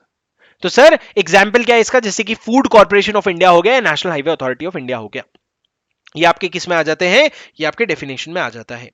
ठीक है, ये आपके एप्लीकेबिलिटी में आ जाते हैं। यहां पे देखो सर, इन्होंने एप्लीकेबिलिटी को समराइज करके दिया है, companies, insurance company, banking company, electricity company, company regulated by special act और entities notified by the central government. समझा सर? सर भूमिका पूछ रही है सर एग्जाम में हमें भी ये नोट लिखना है क्या? दोस्तों मैं क्या बोल रहा हूं, एग्जाम आज आप पहले दिन में हो लॉ के, एग्जाम को भूल जाओ, आज के लिए एग्जाम को भूल जाओ। एग्जाम की जर्नी बहुत लंबी है दोस्तों, आज एग्जाम के बारे में मत सोचो, मेरी बात मानते हो ना, थोड़ा सा मेरे पे भरोसा करोगे कि नहीं, मेरे को 100 घंटे देने वाले हो। आज एग्जाम का टेंशन मत लो, आज सिर्फ ये सोचो कि यार क्या है इंटर में, ऐसा क्या है, तुमको अल्टीमेटली सीए बनना है, रट्टा वो चतुर रामलिंगम नहीं बनना है तुमको। ठीक है, वैसे तो चतुर रामलिंगम बनना है, आईसीआई मॉड्यूल उठाओ, आंख बंद करके रटते रटते रटते रटते खत्म कर दो, एग्जामिशन भी आ जाएगा।